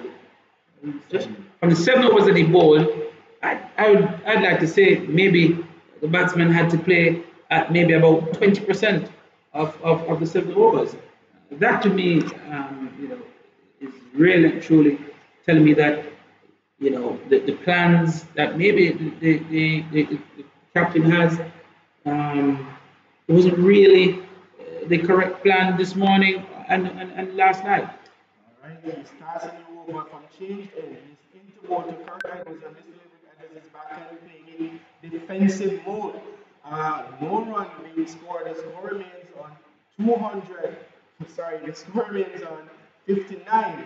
But loss of 210 scored by the Scorpions from 77 overs. So they battled for quite some time to score those 200 runs. Oh, wouldn't the Volcanoes love to hear 200 for 3 wickets? They would have loved to hear that, and I'm sure the men at the wicket have those aspirations on their mind at the moment. But let's see what they can do first. Here is the fast bowler Thomas into Edwards, and Edwards is back again in defense. No run being scored. The ball is squeezed out to that gully region where the fielder comes around to stop them from getting a run. A good delivery there on the line of the off stump. Edwards seems very comfortable with just blocking these deliveries. I've not seen him raise his bat in anger, not once since he's been there. He's faced some 13 deliveries now, and he's still yet to get off the mark. I'm yet to see where he's going to get those runs. Right, another delivery. Edwards still in defensive mode, not looking to score. And I guess he would have been saying to himself, we have a lot of time left in this game, so he's in no rush whatsoever. We saw that very vital innings yesterday being played by Asad Fudadin to keep the Jamaican innings together. He scored slowly but steadily and eventually got them to somewhat a place of comfort in this game. Thomas again into Edwards, and he is now delivering a ball which is short and outside the line of the off stump. Edwards leaves that one alone easily to be collected by the wicketkeeper Alden Thomas. Not a bad delivery. That ball was pitched on the line of the off stump. It went away from him with a little shape. It's a bit on the short side. You may have some batsmen who may be tempted to poke at that one. So it wasn't a terrible delivery. But again, I like the start of this over so far. He's been a bit straighter, and then that one has just shifted outside the line of the off stump. Again, he's into Edwards, and Edwards beating on the line of the off stump this time, a bit closer to him. He had to play, and this delivery passed, and I can imagine the slip fielders are clapping, saying that yes, that one was a better line delivery, Kirsten. Yeah, it's certainly a better line delivery. And I think that, as I said, I like the way that this over started so far. It seems as though O'Shane Thomas has really thought about what he did in the previous spells that he bowled, and he's trying to get closer to the batsman. That certainly is what you want to do. Again, he bouncing from the southern end, and Moses delivery, and Edwards back on topping this one down to the final area where they have taken off on the single. The fielding is done by, it seems to be Peter Miller down on the long leg boundary. They have gone through for one, a solitary run coming from that over, tickling the scoreboard over to 60 runs for the loss of 3 wickets. 26 overs have been completed. The run rate at the moment, 2.28 runs, which the Volcanoes will be comfortable with at this point in time. A very interesting ploy, though, to remove Rahman Powell, having only bowled some 3 overs, to remove him and to reintroduce O'Shane Thomas. I think it's a very interesting ploy. I was starting to wonder if maybe it was to switch the bowlers around to maybe give Robin Powell a chance to bowl at this end or at the Courtney Walsh end. But it seems as though Shane Thomas will be doing some bowling. Again, I believe that is a tactic that the Scorpions want to use to try and get some bonus points for fast bowlers. And again, after our partnership of 30 runs between those two batsmen, I think the Scorpions definitely want to break this partnership, so let them try to take the attack to Powell. However, what happened was that the first ball he played at went to slip and he was dropped, went to gully and he was dropped, and the next ball he was out, LBW looking to attack Robin Powell. So I guess in hindsight, you can see that the ploy worked. Immediately they removed Powell and brought back the specialist fast bowler in Thomas. Miller again is in and bowls, and this time it's Edwards back and punching to cover. There is no run. Fielding is done. The Jamaican Scorpions seem to be, quite comfortable with the position, and again they would like to take some more wickets. Again, Miller is in and Edwards is back and defending again, squeezing this one out to point. There will be no run. The score remains on 60 runs for the loss of 3 wickets. The Volcanoes, in reply to the Scorpions 210, have some work to do here. Again, it's Miller, the left-arm spinner coming from the northern end bowling, and Edwards is back in the defense, back down to that slip region, and the slip fielder comes around and dives unnecessarily so. However, the result is the same, no run scored. Miller, again, very tidy bowler, is in and his delivery is getting some spin, some amount of spin, and Edwards wanted the single, however, he was sent back, rightly so, by Ambrose, and I'm sure if he went there, there would have been a run out. I'm not so sure. I mean, if Ambrose was backing up, that would have been a very easy single. We see it all the time at the international level. Once the ball is played behind square, where the man at backward point has to go around to his left, this is generally an easy single. Right, again, here's Edwards, and he's beating outside the line of the off stump. This ball came down on the off stump. He was back and looking to push it through mid-wicket. Not quite sure why he have tried to play that stroke, and it was a bit low, apparently, and it was just beaten on the line of the off stump. I mean, a coat of varnish, they say. Yes, certainly. I mean, everybody had their hands their head in their hands. That ball again, it was pitched up to Edwards, but Edwards thought that he would have, it would have served him better to go back. Ball kept a little bit low as well, but it just missed that off stump. Again, Edwards has to be extremely careful. I think when he plays back to Nikita Miller, sometimes he can be a little bit too casual. Nikita Miller has this knack of changing the pace, so he'll be there trottling through, and then you get one to hit and zip through off the pitch. So you have to be careful about those. Those are dangerous ones that will get you out leg before wicket and bowl. That's right. Again, Thomas, he is the deliver from the George Headley stand end, and he runs in now to the batsman, and this one is short and outside the line of the off stump and collected at shoulder height by the keeper, Aldin Thomas. Now we spoke about this yesterday. John Campbell, who got out of a similar delivery that kicked off a good length, and he gloved it to the keeper. You saw there Sunil Ambrose, when that ball kicked off the good length, rather than trying to bring his hand up, he dropped his hands. By doing that, that ball went all the way over the top. That was a very good lead there by Sunil Ambrose. Again, here is Thomas in, and Ambrose is delivery short, and he's up on his toes and riding that one down to the mid-on region where the fielder picks up the delivery that seems to be around the pole. There is no run, and again, these deliveries are on the same length basically to Kirk Edwards. However, the vast difference in height of the batsmen is causing a great difference in how they play these deliveries, Kerry Scott. Yeah, and Ambrose he's really and truly looking to get on top of the bounce because Shane Machine is bowling with very good pace. That's right, and again another short delivery. Here Ambrose is back and on his toes and playing this one down at his feet, and there's no run scored again. The man at what seems to be a cylinder position, Asad Fuddin runs around and does the fielding, and there is no run. The score remains on 60 for the loss of 3 in chase of 210 for first innings points. And I believe that the running between the wickets has been very poor because a couple of those deliveries, I believe they could have tried and scampered a single. Oh, a very, very short delivery. I'm sure the umpires will be telling machine and they signal right away. One short delivery for the over so far. And again, another two deliveries remaining. And Shane Thomas is really piling on the pressure here with these short deliveries to Sunil Amris. I wonder if this is a specific tactic that the Scorpions are using against Amris. Oh, certainly. I mean, they know that Ambrose is someone who likes to drive, and they wanted to give him, I'm sure they wanted to give him something different to look at, someone a little bit more pace with that ball in the chest region. Again, here is Thomas, and this one was right up, and we know this was on the cards. Short, and yes, he could have expected the Yorker right up there. He was driven on the inside edge out of the back to that square leg region where they ran off for a single.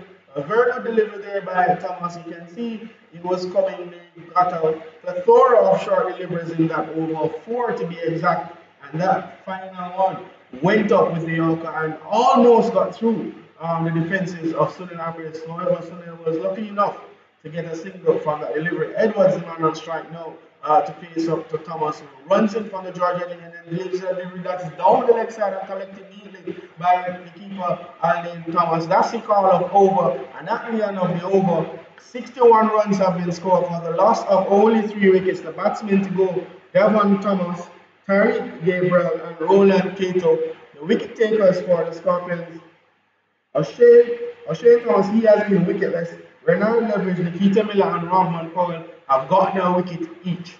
So again, one believes that the Scorpions, they certainly want to try and pinch another wicket before we go out for dinner. Shane Thomas in that last over really worked up ahead of steam, and he bowled good pace. It would have been very nice if we were able to see what the speed gun would have clocked him at. Yes, it would have been very nice, and he was very accurate in that over. Bowled to the batsman Sunil Amris. Here is Nikita Miller bowling from the commentary box and he's forward Amris in defense and really playing this one out in the offside. No run scored. The score remains at 61 for the loss of 3 wickets. A hot day here at Samana Park, and the Scorpions looking to get these other additional 7 wickets without much further runs on the board. Miller in again to Amris, and this delivery is a bit short, and Amris again forward in defense, not looking to attack Nikita Miller at all. I'm not quite sure where the runs will come from. Amris is a player who he can attack and he will attack, but he's waiting for the right one. I said that this ball was a bit back of the length by Nikita Miller from the 2 previous deliveries. Amris, he tried to drive it out in the offside, but succeeded in getting no runs. Again, here is Miller into Amris, and this one is spinning a bit and collected by the keeper. We saw Kirk Edwards putting himself in a bit of a tangle the last over, and again, Amris here did the same, much of the same. That delivery was on the line of the off stump and not really handled by the right-handed Volcano batsman. Again, this delivery is back and he's whipping it into the mid-wicket region. They go off for a single. Will they get 2 runs? Yes, 2 runs are on the cards, and the fielder picks up now and throws in right to the keeper. Very good throw, almost above the stumps. An applause from Alden Thomas, and that takes the score now to 63 for the loss of 3 wickets. A very good shot here by the man.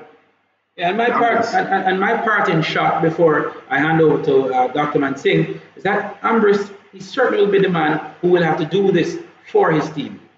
Right, this delivery drives up the length of the pitch, and the fielding is done by the man on Rahman Powell around. A single is taken over is called by umpire Chris Taylor, and the score moves up to 64 for the loss of 3 wickets after 29 overs.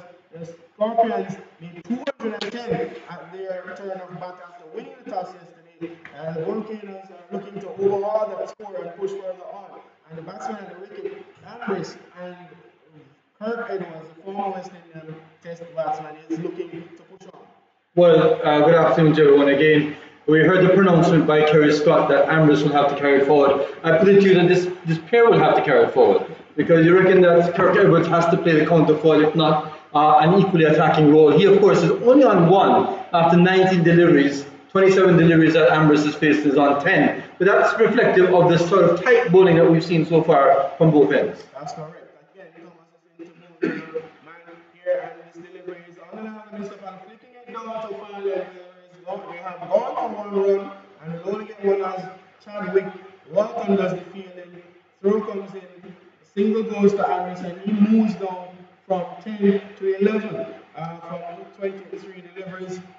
Easily deliver there from Ambrose down to the backward square region forward. Well, the difference between him and what we saw from Gabriel and Cato was that Gabriel and Cato played it with such a straight bat that a ball like that they would have played down the pitch. Ambrose able to just flick it across around the corner and therefore get a single.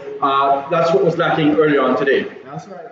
Thomas is now into Edwards, and this delivery is short, and Edwards punches it into the outside region, and they have gone for one. When they come back for the second, the call is no. The throw comes in from the fielder who seems to be Jermaine Blackwood, giving the chase out there in that point region. One run to the score. Kirk Edwards doubles his tally out by 100%. He goes from 1 to 2 from some 20 deliveries.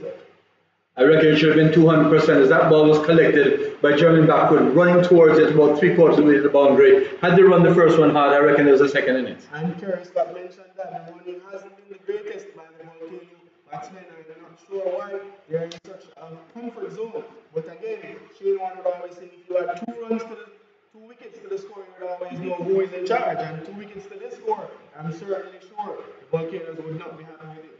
A slight change adjustment in the field.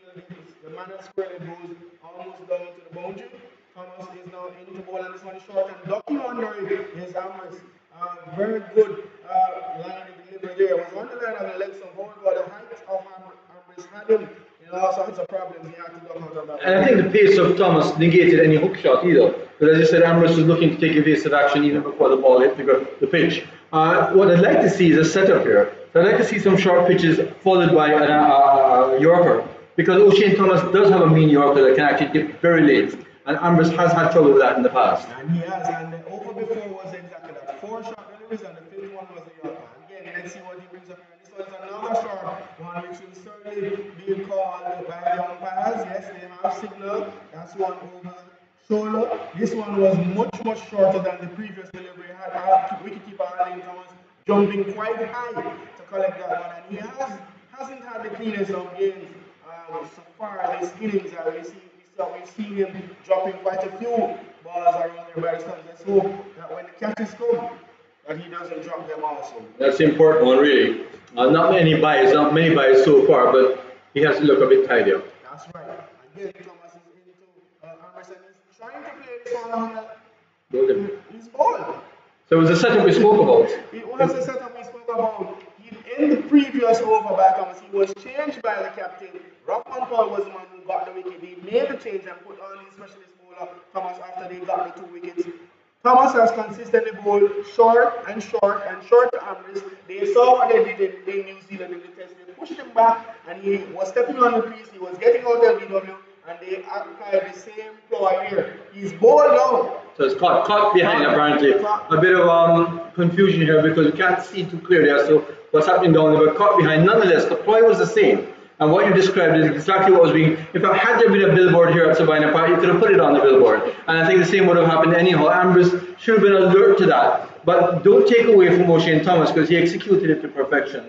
That ball was full, it was really Yorker length. But I think had he not played it, it would have bowled him anyhow because it was a well-directed Yorker. Right, and a good change here by the captain, Paul Palmer, removing him from goal because what happened was that there were 2 set batsmen at the crease pushing off the pacers and the spinners, and they brought on Rodman Paul, a man a lot less slow, a little bit of accuracy, and the batsman would have been thinking, okay, let us see if we can score from Rodman. Mealtime. He got the wickets. There was another wicket by Nikita Miller, set them back by 3 wickets, and he immediately changed Rodman Paul and brought back his batsmen because what? There are now 2 new batsmen at the crease. Not only that, but the change of end by O'Shane Thomas has worked as well. We saw the leverage getting a lot more bounce from the southern end than O'Shane Thomas was from the northern end. And likewise, with O'Shane Thomas going to the southern end, he's getting that bounce as well. I reckon that O'Shane Thomas with bounce is more of a handful than Leverage with bounce. And so good captaincy there, Paul Palmer. Very good captaincy there by Paul Palmer.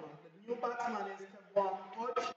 He is at striker's end, waiting for the bowler O'Shane Thomas, who runs in from the Georgia this time end.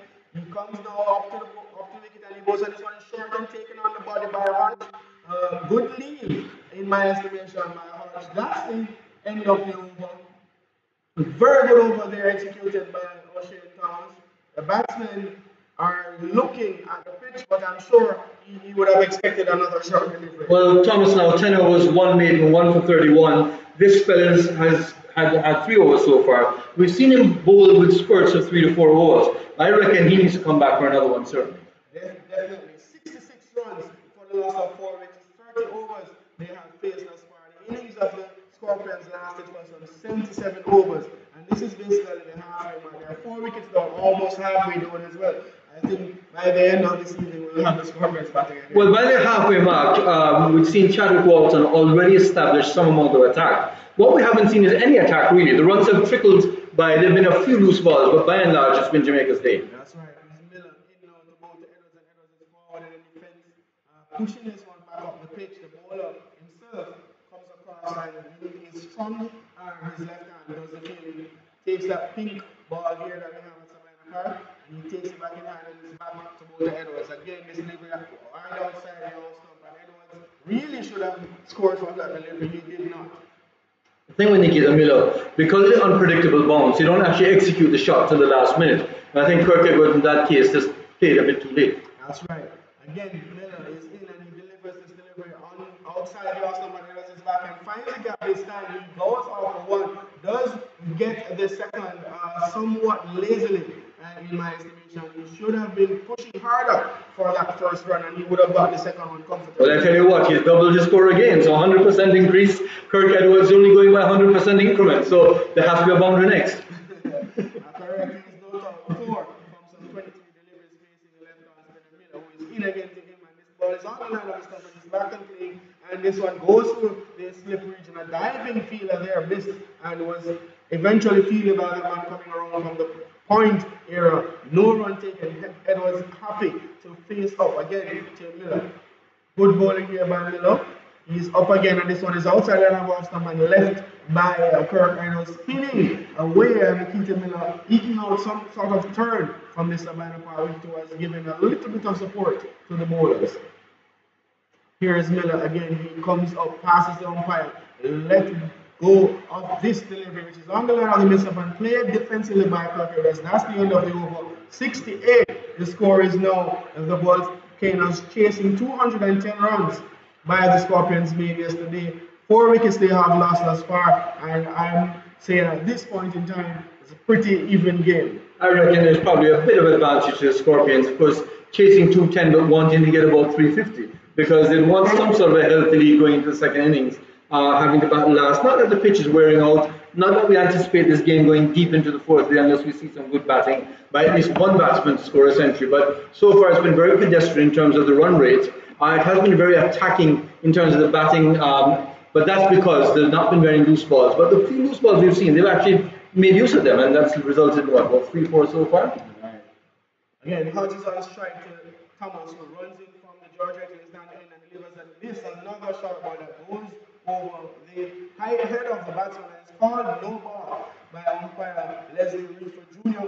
from Barbados. He seems he has overstepped as indicated by the umpire after that delivery. The score trickles over to 69 for the loss of 4 wickets. 31.1 overs have been completed by the Scorpions. The Volcanoes here are looking to press on in chase of 210 initially, and would like to go further on from there. Thomas is back to his mark, runs up now in that easy stride of his and delivers the deliveries. Bowling ball over the shop. A brilliant delivery on the line of off stump. He tailed away slightly from Hodge. He was in no man's land looking to play that delivery on the off stump. However, back to the pavilion he has to go. Bowled by Thomas without scoring. 69 for 5. and the Volcanoes in trouble. But the first ball that was bowled to Hodge in the previous over, the first ball he faced, he took on the body. And immediately he saw that he wasn't looking confident. Mentally, he wasn't prepared to face O'Shane Thomas. There was no need for him to have been hit. You said good evasive action. Yes, he got his hands out of the way, but he should have gotten the body out of the way. The second ball, which is the first ball this over, short again, looking for the short ball, he ducked pretty well. But you realize that Kevin Hodge was not comfortable getting in line of the ball. The following ball, of course, on the off stump, as he said, shaping away a bit, but Hodge's legs were stuck at middle and leg. And he was bowled comprehensively. It shows that Hodge really, I don't think, was mentally prepared. I don't know if there's a fear for O'Shane Thomas. Nobody likes to face genuine pace bowling. But Kevin Hodge has not got a game plan for O'Shane Thomas. He displayed it in just 3 balls. And again, the batsmen not moving their feet quick enough for O'Shane Thomas. And again, we have to speak about the fact that after just getting a wicket, Rahman Paul, he was taken out by his captain because of the fact that he knows O'Shane Thomas has this genuine speed that he's coming with. And he has bowled Hodge all over the shop. 69 runs have been scored, 5 wickets down, and halfway into the batting lineup of the Volcanoes are the Scorpions. And right now we see Athenaeus coming to the crease. You'll agree advantage Scorpions? I would agree advantage Scorpions at this point. O'Shane Thomas perhaps coming to the end of the spell, maybe one more over, but you reckon that they'll have to bring leverage back on. You have to maintain the pace from that end. And you would have to maintain the pace from that end. And leverage has been bowling quite well, not allowing the batsman to play as much as I think he should. He's getting the ball to shape away from the right-handed batsman. Athenaeus is now a left-handed batsman, and these deliveries will be coming back in. We saw how leverage got Devon Smith out. This one he pitched just outside the last stump, and Devon Smith had to play edge of delivery. He was caught at 3rd slip. I'd love to see that same line starting off right off to Athenaeus. Right. Here is Thomas. He's into bowl to the new batsman Athenaeus, and he's up. Bowls, and Athenaeus says there's a loud appeal. He's taken on the pad. Not out, says umpire Leslie Reefer Jr. There's a very attacking field here for Athenaeus. 3 slips, a man at gully, a man at third. There's no cover. A man at mid off what seems to be a leg slip. A man at short, mid wicket in the silly point region, mid-on region. There's a man on the boundary at fine leg, and a very good delivery. I think Athenaeus not exactly awake as yet. It was his first delivery and really beating for pace. Struck outside the off stump, perhaps why it was saved. Right. And Thomas began his run up. However, he stopped and turned back. Not quite sure what happened there. Let's hope that he's okay. Attacking field, as you mentioned, 7 people around the bat. Right. Again, Thomas is running in from the driver, standing and most Athenaeus is pushing this one into the goal region along the run. It's fielded by Fabian Allen. There's no run. The score remains on 69 for the loss of 5 wickets. We mentioned the 7 men around the bat. That ball was a bit wide, a bit short, and if you're not going to hit that ball, to defend by putting your hands out is not a good idea. Perhaps that's why Kirk Edwards has come down and is having a word with Athenaeus, because you feel that they're rattled by O'Shane Thomas, and their technique is just not what you'd expect for an established batsman to have. All right, and an immediate adjustment into the field. The first slip has moved wide to a closer gully position, and Athenaeus immediately gets his delivery on the line of the middle stump. He pushes it into the vacant cover region and runs off for a single, pushing the score now to 70 for the loss of 5 wickets. So good over there so far by O'Shane Thomas. The field moving over because of the right-hand, left-hand combination. So Kirk Edwards, the right-hander, not only taking guard, but dispersing the field somewhat. Because now we're back to 2 slips and a gully with the point as well. Gully taking a long time to get into position. So gone is the 3rd slip, gone is the leg slip, gone is the forward short leg, and a much more respectful field, shall we say, for Kirk Edwards. Definitely a much more respectful field. Having just said that, they're moving the cover into the leg slip position. So much for respect. Kirk Edwards really hasn't played a shot in order. He's gone 4 runs from some 26 deliveries. So, I mean, a very respectful field, but he has been there for some time. So, he would have gotten at least acclimatized to the pitch. Here is Thomas. He's into both Edwards. Edwards being on the line of the all-stump. Very good delivery here, touching down. Edwards came inside the line somewhat, but wasn't really in any position to really play that delivery. That ball was just outside the off stump and real pace. I don't think we're going to see O'Shane Thomas bowling from the Courtney Walsh end again. this is the end that he belongs at, the Michael Holding and the southern end of the ground, because he's generating a lot more pace and a bit of bounce, and with his natural tendency to carry the ball away from the right hander, he's a handful right now. And he's also bowling to plan. Well done, O'Shea Thomas, that's one. He comes in again for his next delivery and he runs up past umpire Leslie for Julian goes to Edwards, and this one is short and taking him on the body. A very accurate bouncer there by O'Shea Thomas, and Edwards really didn't know much about it. He walks down to the pitches in some sort of, questioning what's happening here. He walks down to the pitch, and I'm sure you've been looking at it here. But a tall man, not like Ambrose or Archie, could get under that delivery. I wouldn't be surprised if that hit him in the helmet. In fact, he's taking off the helmet and having a look at it right now. That was short and he really quick because he did not have time to take evasive action. At the same time, we saw O'Shea Thomas's bend over a bit, and I think we're coming to the end of not just your stint, but O'Shea Thomas as well, as he walks away to what will be a sort of long leg position, having had a very, very good spell. But with 11 overs, 1 maiden, 2 for 32, I think we may be seeing a change from the other end. Nonetheless, it's going to be Nikita Miller to continue at the northern end. Nikita, of course, could bowl for the entirety if he had to. Yeah, he can. 10 overs so far, 3 maidens, 1 for 14, got the wicket for Tariq Gabriel, who faced up 80-odd deliveries and made only 7 runs. And what did he play? I would say to Orville Higgins that you can't face 80-odd deliveries and then you get out like that. You spend almost an entire day at the wicket, then you just can't give your wicket away. Here's Nikita Miller, all he needs is a sniff, and he tends to get the wicket off the tail end as here he is bowling to Athnaze, who plays this one to mid-on, picked up by the captain Paul Palmer Jr. O'Shea Thomas has really worked up at full head of steam. Here's Nikita Miller though.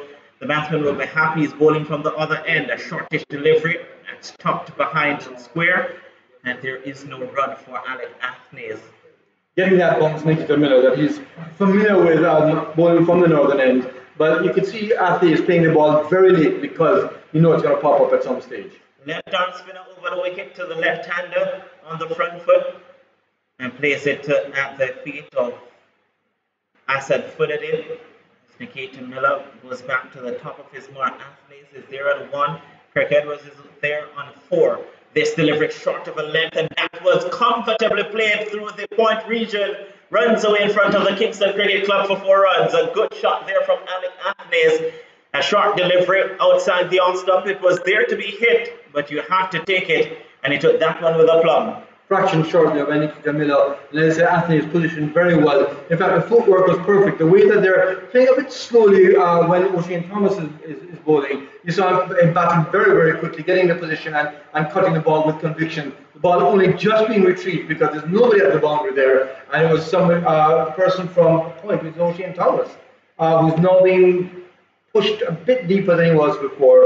So he's at a sort of deep point, if you want to call it, it's just beyond regulation. But there's still some space between the man at backward point and the man at cover as this one is pushed down to mid-on. There's a short mid-wicket, mid-on, a man at backward square, and there's also the back pad, and a man at deep mid-wicket, very straight as Nikita Miller comes in. A flighted delivery and a half-hearted appeal there, and not out, says umpire Taylor. That over comes to an end. And at the end of over number 33, the total is 74 for the loss of 5, the Windward Islands Volcanoes. I see O'Shea Thomas making his way again to the end, but one of the problems Nikita Miller gets through his overs so quickly that the poor fast bowler on the other end really has no chance for recovery. Add to that a trip to the boundary, as we saw that O'Shea Thomas had to make, and he looks like a tired man. In fact, I don't know if it's a good idea to be bowling right now, but having just gotten 2 wickets in the last 2 overs, it's going to be a hard job to tell him that you cannot bowl. I tell you what, it's a fast bowler, and it's a man who got the wicket. He really worked over Sunil Ambrose. A couple of short deliveries that had him ducking, and then a full delivery, and then that second wicket, it was comprehensively bowled, O'Shea Thomas. And the last ball, of course, hit Kirk Edwards in the helmet. And it did. Here he is, Kirk Edwards to face O'Shea Thomas. The burly fast bowler comes in a short delivery, and it is played. It is collected by the man at Gully. That is, looks to be Allen, Fabian Allen. So O'Shea Thomas here. And his first, maybe 6 overs went for 20 odd runs. And he has certainly come back with a bang, picking up these 2 wickets in their second spell of the morning. Come back from a different end as well. Yeah, and this morning you actually said that you thought that Leverage was getting more bounce from that end. As Shane Thomas supports his run. 19 extra so far, so it was 18 about when we were on last, which was almost an hour ago. So it's been a bit more disciplined, just that one no ball in the last over. And it went to Shane Thomas. Here he is, the ball to the captain, Kirk Edwards. This one on the line of the leg stump worked, and Leverage does some good work at fine leg and picked it up at the second attempt. The tall fast bowler dived away to his right in front of the players' pavilion and got his body behind it. There's a run to Kirk Edwards, and then it puts Alec Athnaze on strike. And I think O'Shane Thomas would want to line him up this time. Well, this is what O'Shane Thomas was hoping for, I think. He just wanted to get Kirk Edwards off the strike. Once again, we've mentioned the attacking field when Athnaze was facing O'Shane Thomas before. We're seeing a similar sort of formation right now. 2 slips in place. We haven't seen a third slip come back. We've got a leg gully, so we are going just for 2 slips. A gully, a point, a leg slip, forward short leg around the bat, and then of course mid-wicket, mid-off to complete the field. Here's O'Shane Thomas. You reckon this could be a short pitch delivery? It is.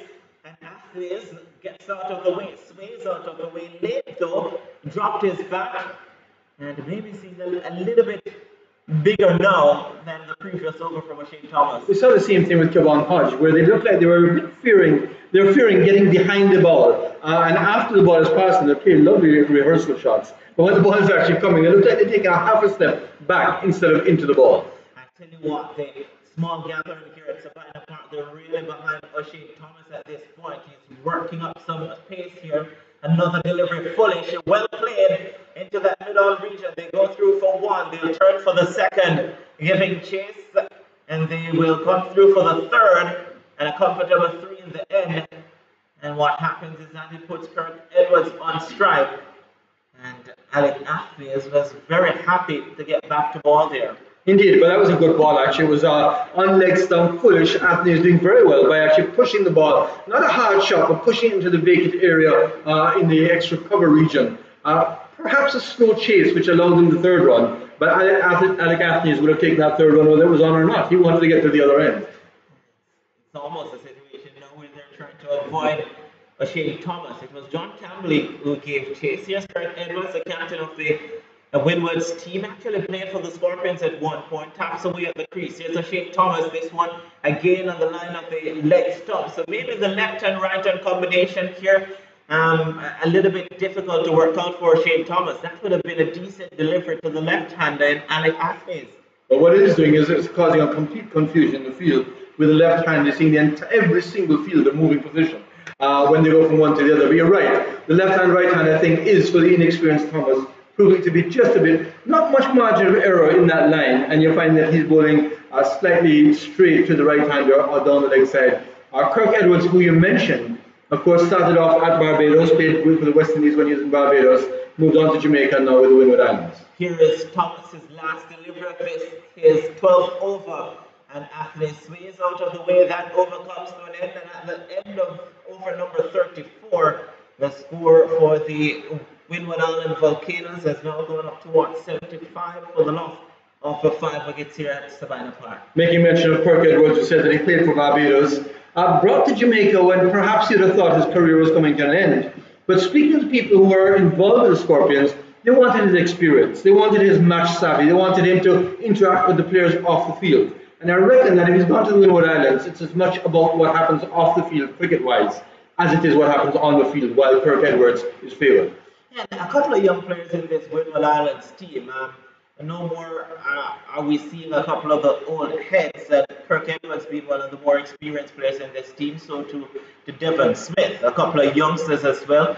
You look at Tariq Gabriel, he's in his 3rd season with the team, so they do need that experience. Nikita Miller will continue from the Courtney Walsh end, passes umpire Taylor. This delivered back of a length and allows Edward to go onto the back foot and play it into that onside. So Miller once again will turn. Do you think that Edwards wouldn't mind the deliveries being pitched at that length? This time he's on the back foot, plays it in the cover region. And a dive there from Chadwick Walton, couldn't stop it on the first attempt. They come through for the second. And the return will come now, so the score goes up by 2. It's now 8-1 for the loss of 5. Kirk Edwards goes to 8, and Alex Anthony is at the other end at 8. Partnership now to 12. The difference, of course, is that Kirk Edwards has placed 33 balls, Anthony is just 12, but suddenly you see the batsman giving some authority. Here's a beautiful shot back over the bowler's head, a couple of bounces, and rockets into the players' pavilion. The side screen down here, a fantastic shot from Kirk Edwards. And the ball was flighted, it was there to be hit, and Kirk Edwards needed no additional invitation. Very straight, right over the bowler's head, which means that both mid-off, which is very short, and a long off are taken out of play. Very, very good shot there. What will Nikita Miller do? Edwards wasn't too ready, because the man at mid-off, that was, looks to be Rothman Powell, was moving. So here he is, taps away at the crease, a beautiful shot. Before this delivery, what can Nikita Miller do? This one, back of a length on the back foot, cuts, but can't be the man at backward point. Kirk Edwards, I reckon, is the person who will take on Nikita Miller. He's played him for many, many years. But the run's starting to flow a bit more now. It's just 85 for 5 still. But for the first time, we're seeing the batsman play with a bit more conviction, a bit more confidence. Maybe they know that O'Shane Thomas is not coming back to bowl the next over. Maybe, but Reynard Leopard is not too far off O'Shane's pace, and he could very much come from that end. You don't think they'll replace Nikita Miller. So there's a man going in at what, second slip now, as this one, back of a length, played just in front of that point region, asset footed in it is. Robin Paul doing a lot of loosening up, almost as if he has been told by the bowler, by the captain, and he's telling the captain that, listen, I'm ready for another spell, but he's stretching every muscle he can think of. He broke the partnership that frustrated the Scorpions early on this second day. He dismissed Roland Keita, that over comes to an end. The score 85 for the loss of 5. He came on, hit the outside edge. Keita was dropped at a gully by John Campbell. When he was on 19, the ball went for 4, and then the follow-up delivery, he actually got him leg before wicket, so got the wicket that was needed for the Scorpions team, and then maybe 2 overs later it was taken off, and since then O'Shane Thomas has really delivered in his second spell. Renan Leverage, as we said, will replace O'Shane Thomas from that Michael Olding end though. And a good move there, because O'Shane Thomas really gave it his all. Perhaps bowled 2 extra overs rightfully, because he got the wickets, of course, and was troubling the batsman. But you did mention that Reynard Leverage from the southern end, is a handful as well, and we saw that this morning.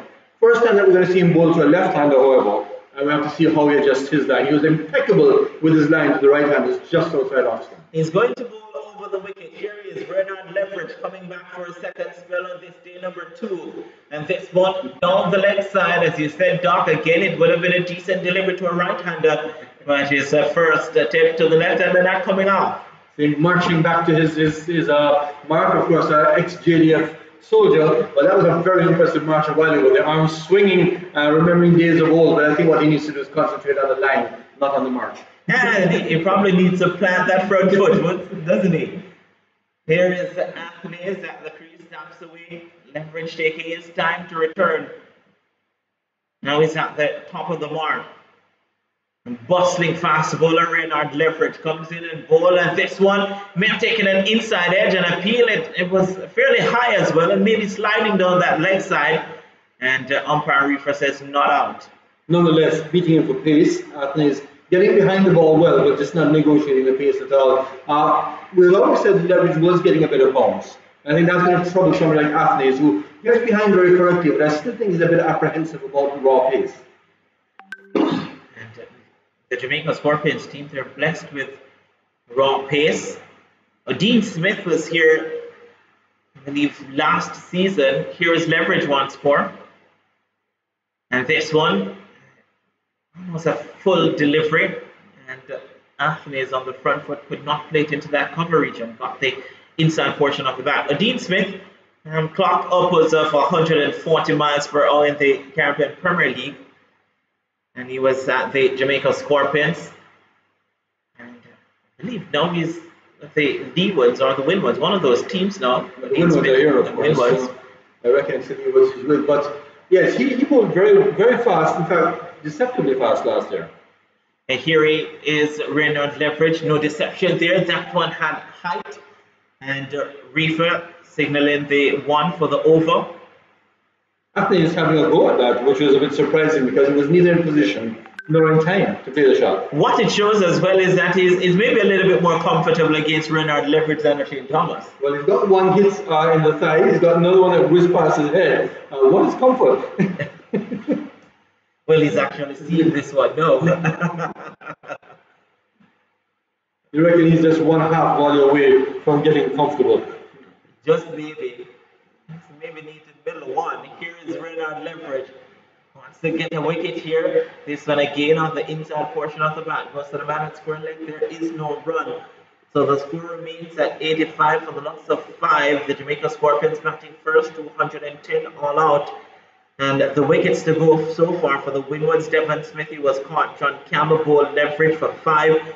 Tariq Gabriel was bowled Nikita Miller for 7 after facing 81 deliveries.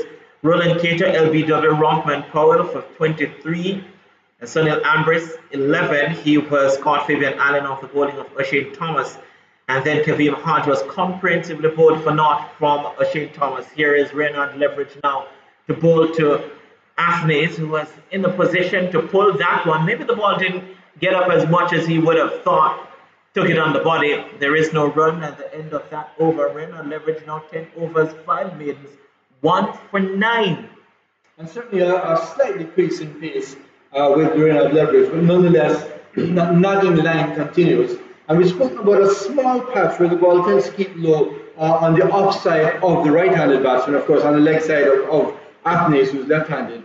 And that's, I think, where the ball hit a while ago because it rocketed into his pads. And it looks like he's a bit of discomfort as well, just hopping around a bit. Of course, you're going to get those blows from time to time. It hit the pad, that's what the pad is there for. But it does sort of stick in your mind for the next over, and you don't like being hit. So you're going to see Leverage probably trying to exploit that. But there's an over of Nikita Miller to come in between. There is a Nikita Miller with both of Kirk Edwards. And Reynard Leverage, I felt in that over just didn't work out the line and length to the left-hander just yet. We'll see what he'll do in the second over. Here's Nikita Miller now in his 13th over, and there's an appeal for a stopping, and umpire Leslie Reefer Jr. says not out. Ball a bit fuller in flight, but it's deceptive in length because Kirk Edwards came out, almost looked like he wanted to come straight down the wicket, but he didn't. Beat him all ends up, but the back foot was planted. So here's Kirk Edwards again, standing on that leg stump. And this one was slower through the air, shorter in length, and goes through to the wicket keeper. Delightful to watch Nikita Miller because the variations almost happen in every single ball. There's no stop ball, there's nothing which you can get comfortable with. A good variation shown already. Here he is again, the wild character, Nikita Miller. And this delivery full. Kirk Edwards was on the front foot, a long stride we put in.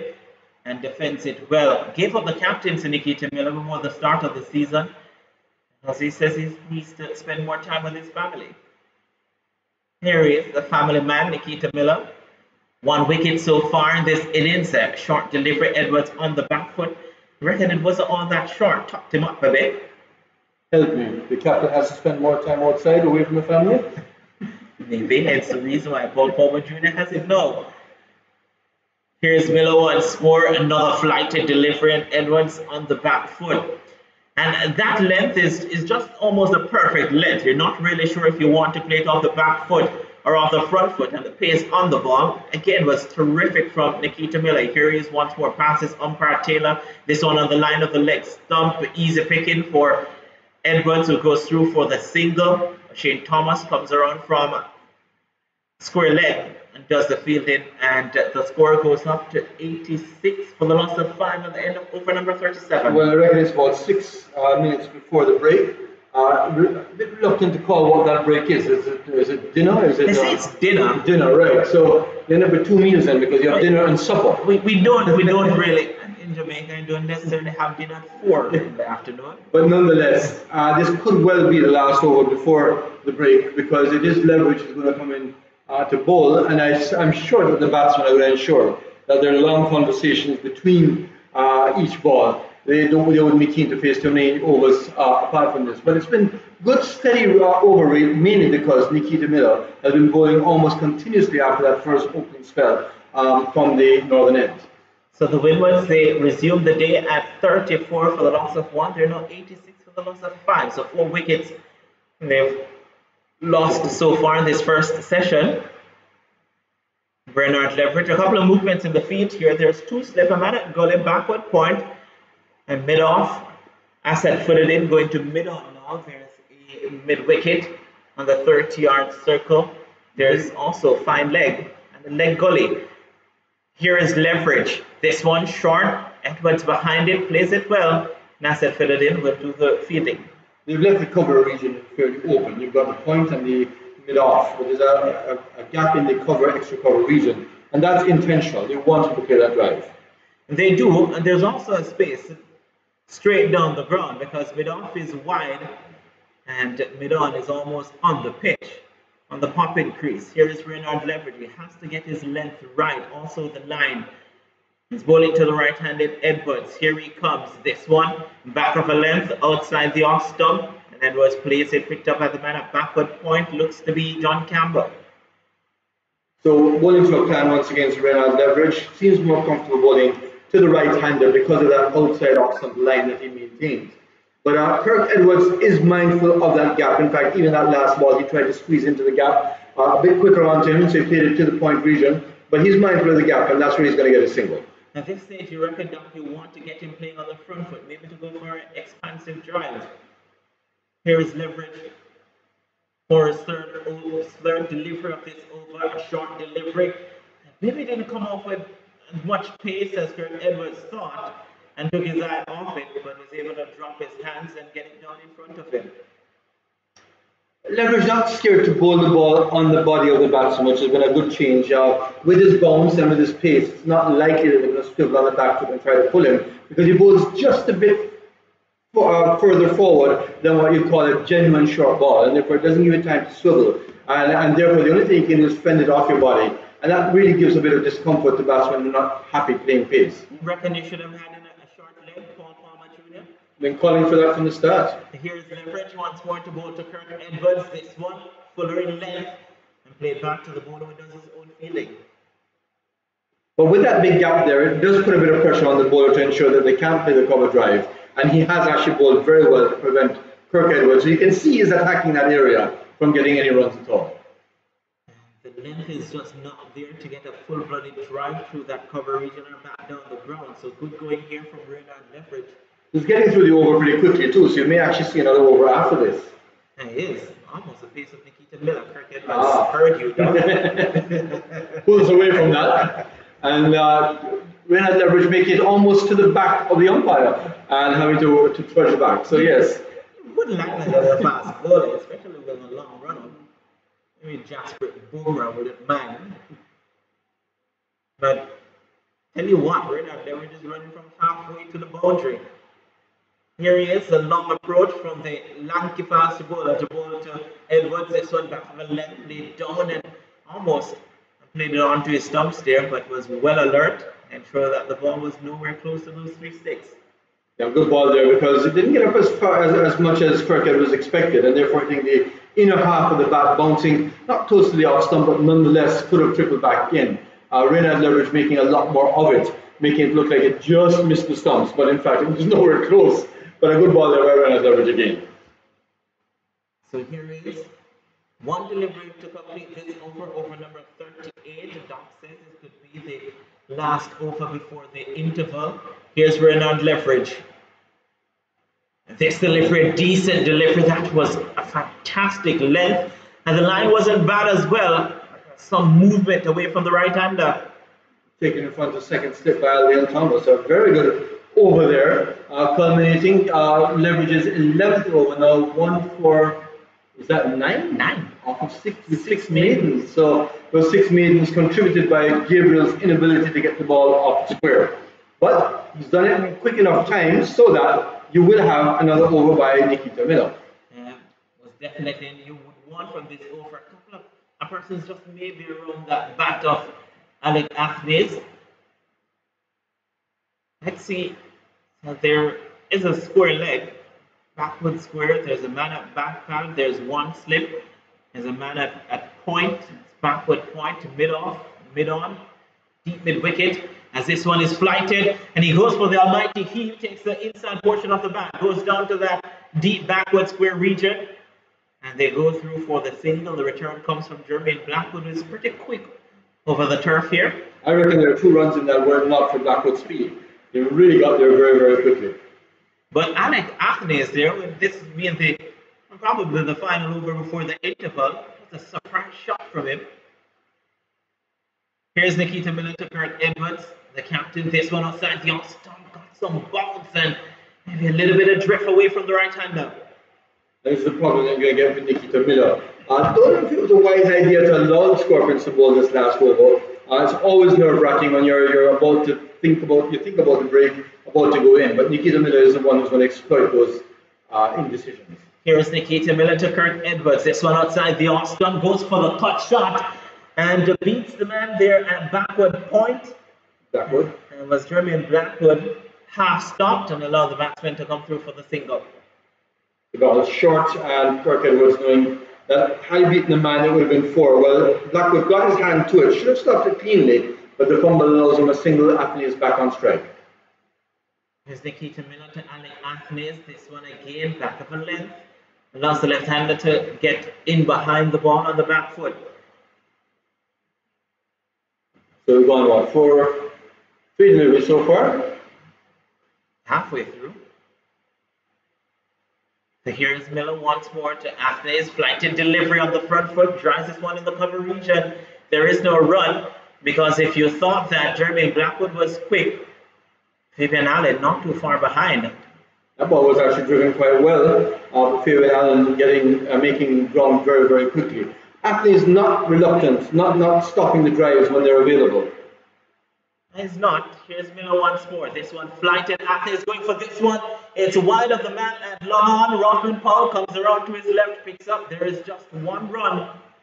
But again, expansive from Alec Athney. And aerial. Aerial, which is not a good thing to be doing at this stage, I think. It is. And umpire Chris Taylor removes the bails from the stumps, because that is dinner on day number 2 here at Sabina Park. So the Windward Islands Volcanoes, they get to the interval at 89 for the loss of 5 wickets, having resumed the second day at 34 for 4. So we give you a rundown at the batting card for the Windward Islands after the Jamaica Scorpions made 210 all out. Devon Smith, he was caught. John Campbell bowled Renard Leverage for 5, and that was the only wicket to go for the Windward Islands on day number 1. The first wicket to go this morning was that of Roland Cater. He went for 23.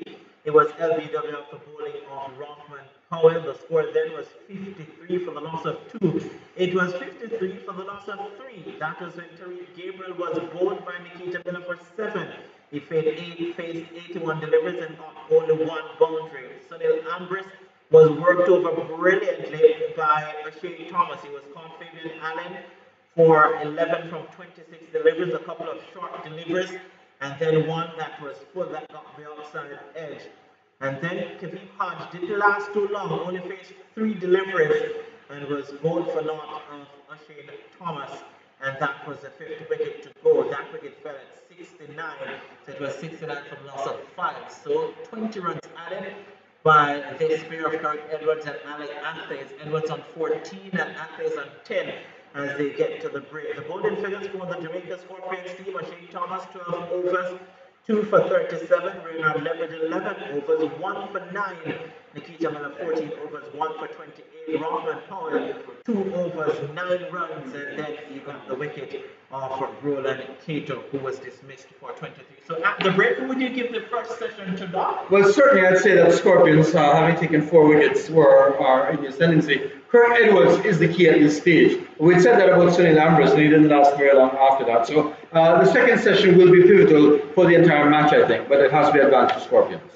So the break now, they break for about 40 minutes to return at about 4:40 for the second session on this day number 2 here between the Jamaica Scorpions and the Windward Islands Volcanoes here at Savannah Park.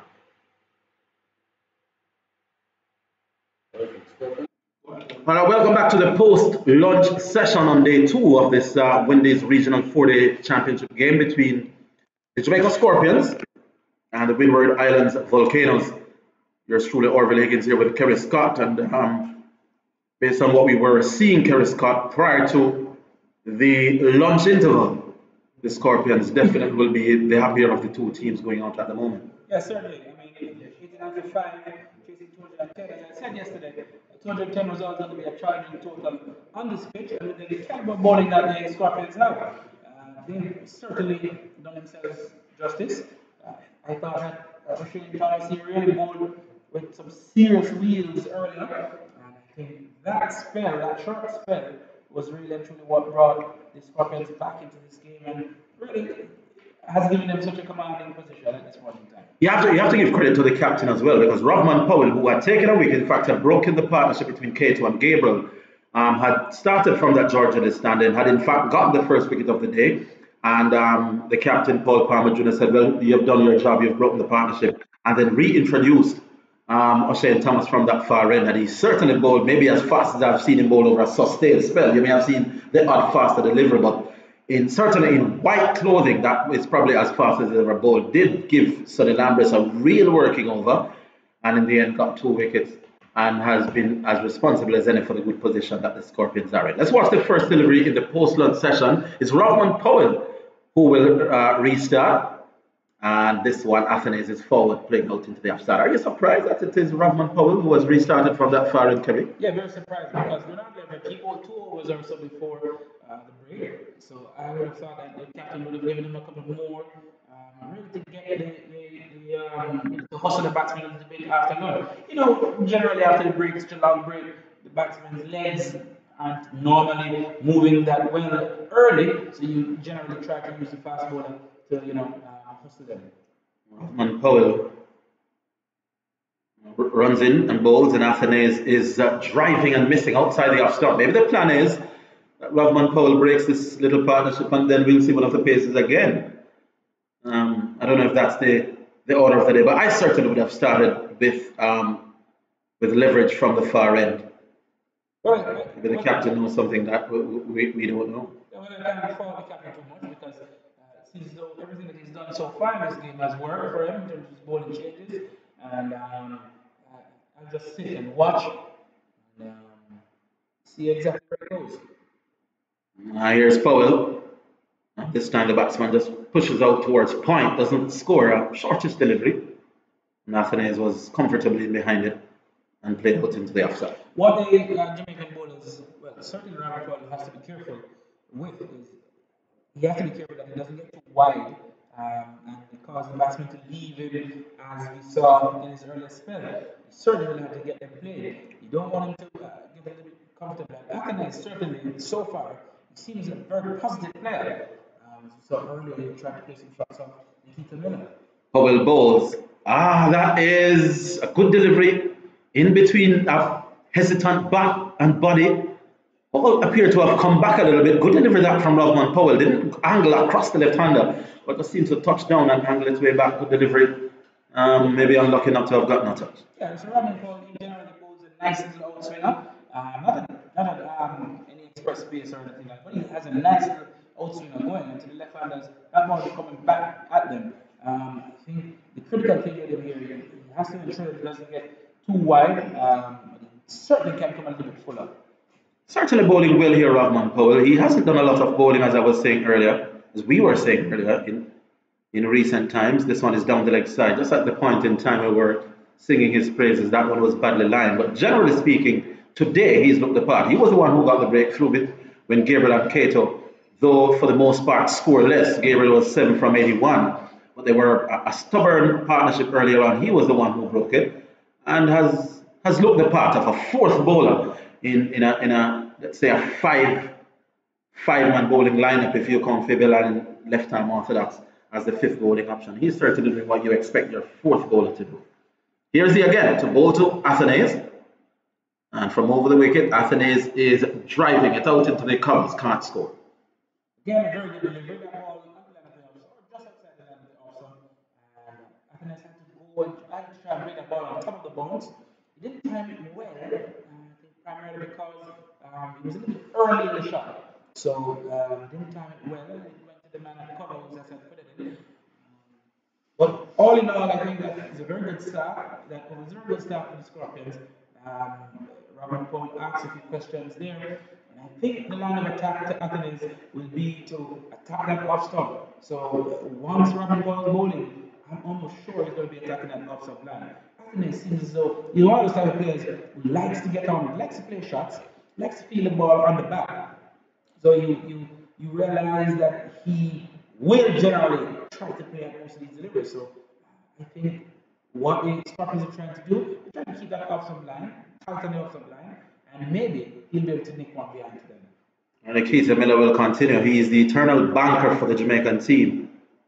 From round the wicket to Kurt Edwards. And a pleasant drive. Edwards is 14 from 52. So he hasn't really been going along briskly. He hasn't been in too much trouble, to be honest, but he's not the stroke-filled wonder he was a few years ago. He's a lot more sedate than he was when he was in his prime. But he stood there, he's played a captain's knot, and he would want to carry on for as long as possible. It's a very difficult time for him, though. He lost a couple of wickets not too long ago. He certainly wants to ensure that he keeps things tight. A little stifled appeal, but the batsman was well and truly forward and maybe more back than pad. Though, I think if another wicket or two falls, though, Kerry, he would have to change his game. I don't think he can just afford to be going along at this kind of pace. He will have to take the responsibility of scoring. He's trying to do that then, but just knocked it back to the bowler. I think that he has lost a couple of opportunities to score as well, because Nikita Miller has bowled a couple of short deliveries to him, and he's only been able to just pat them into the offside as opposed to trying to attack them. One of my pet peeves, Kevin Scott, we discussed that off air. Off the back foot, you should be able to hit a gap, let's say 50% of the times. And it's one of the problems with West Indies cricket. The ability to pick the gaps is one, there are many, but that's one of the reasons why our batsmen are not more proficient at the international level. Off the back foot, and guess what? Straight to the man at that squarish cover, no run. I think all it takes is for Kirk to play that one a little bit later, just to try and get to the left of that same man at the cover to feel that delivery. So, but again, what you find is that they don't have the confidence in trying to play that ball late because they're afraid that they may edge it. So what you find is that they try to play it as early as possible, and that oftentimes makes it easier for you to set the field because generally when I look at this field, it's really what you call their all in the V. Right. And the batsmen are playing in the V. So Kirk Edwards certainly, I think he does have the ability to pick the singles, but he certainly must be a little bit more positive. Indeed, can't disagree with that. Rahman Powell will start his second over after lunch. And pleasant drive by Athens. Runs here for him. It goes all the way up to long off. This could run all the way. It does. And that's 4 pleasant runs. Nice off drive. Just coming forward. Didn't try to overhit it. And a pleasant drive down to long off for 4. I think that was the key to that stroke of He didn't try to overhit it. Ball was pitched up on the line of the off stump, and he leaned into it, and he didn't try to hit it too hard. He just ensured that he hit the back middle, and he got nice, good full face of the bat on it. He got 4 for it. Excellent shot. As I said before, Anthony, he has looked positive, and one believes that if he bats a little bit longer, then you could see a little bit more runs being scored. Powell balls. He's edging. Caught behind. Oh my goodness. The ball was short. It was there for the cut shot. And poor Athens, having driven so nicely down the ground, got a short delivery, went into the cut shot. The ball may have just maybe bounced a touch, or was that the under edge? What we know is that it did hit the edge through to wicketkeeper Alden Thomas, and another wicket has gone down for the Windward Islands Volcanoes. We were saying maybe Rahman Powell's job is to come on and get a breakthrough. Let's see if the captain will take him out. But as you said, Kerry, everything the captain has done seemed to have worked. Another wicket for Powell, another wicket for the Scorpions, and it's now what's that? 93 for 6. 93 for 6 indeed, and more problems for the Volcanoes. A poorly executed shot there, though. That ball was pitched wide outside the off stump and going away from Athens. sort of stretched at it. And I think that is the reason why he got just a little faint bottom edge on it and it went through the keeper. But again, it was a poorly executed shot. He was in absolutely no position to play that cut shot. He was almost on the front foot early. So when that ball was back of length and going away from him, he tried to change the weight onto his back foot, and that caused him really and truly to let his hands go, and he got an edge right through the keeper. All right, so Paul Palmer is having a good day as captain. His changes seem to work, and one of the things that you can say about the captain is when he gets his angles right. That ball that Sonny Lambris back of the leading edge to Fabian Allen, who took it exactly in the mid rift, it usually means that the captain is getting those subtle angles right. So he has had a good game. 2 steps and a gully. Point cover mid-off, mid-on, and just forward of square. And the new batsman is Larry Edwards, the left-arm spinner. He bowled quite well in the Scorpion innings, taking 2 for 64. Let's see how he does with the batters. Rahman Powell bowls, and he's edging it down towards gully. Not sure that is where he intended, but he survives. It wasn't a bad delivery. In fact, it wasn't a bad stroke, actually. He waited on it. I think that's primarily the reason why he went to the man at gully. He waited on it. He played it very late. And then it ran to the man at gully. So I don't think he was perturbed about that. He played it well, in my opinion. But again, I really mentioned earlier that the captain, Paul Palmer, has got his angles right today. He's yet to get his first win as captain of Jamaica. Yeah, indeed. Here is Rahman Powell around the wicket bowls, and Edwards is comfortably in behind that. And again, the ball goes square out onto the offside. Again, no run. Rahman Powell seemingly, I've heard that he's planning to take his bowling a little bit more seriously. Models his game off his good friend Russell, who many see more as a bowler than a batsman, although Russell himself may disagree with that. But Rahman Powell certainly has the ability to be useful, and he's been a little bit more than useful here. 2 for 13 from 3.4. This one is a stifled appeal. And Larry Edwards didn't quite manage to work that one through mid-wicket as he had hoped to. Captain Kirk Edwards is coming mid-pitch for a friendly word of advice to his left-arm spinner. They have a struggle here, Kerry Scott, a long way to go to get to that 210. Another observation here, the first delivery of this over, Rahman Powell bowled it from over the wicket, was driven down the ground for 4, and he went around the wicket. He went around the wicket immediately, and he has looked a total different bowler since. This time it's worked out into the man just in forward of square. And again, the angle's right. The man at forward of square didn't have to move an inch either way. And good field positions by the Jamaicans. Rahman Powell again making a breakthrough.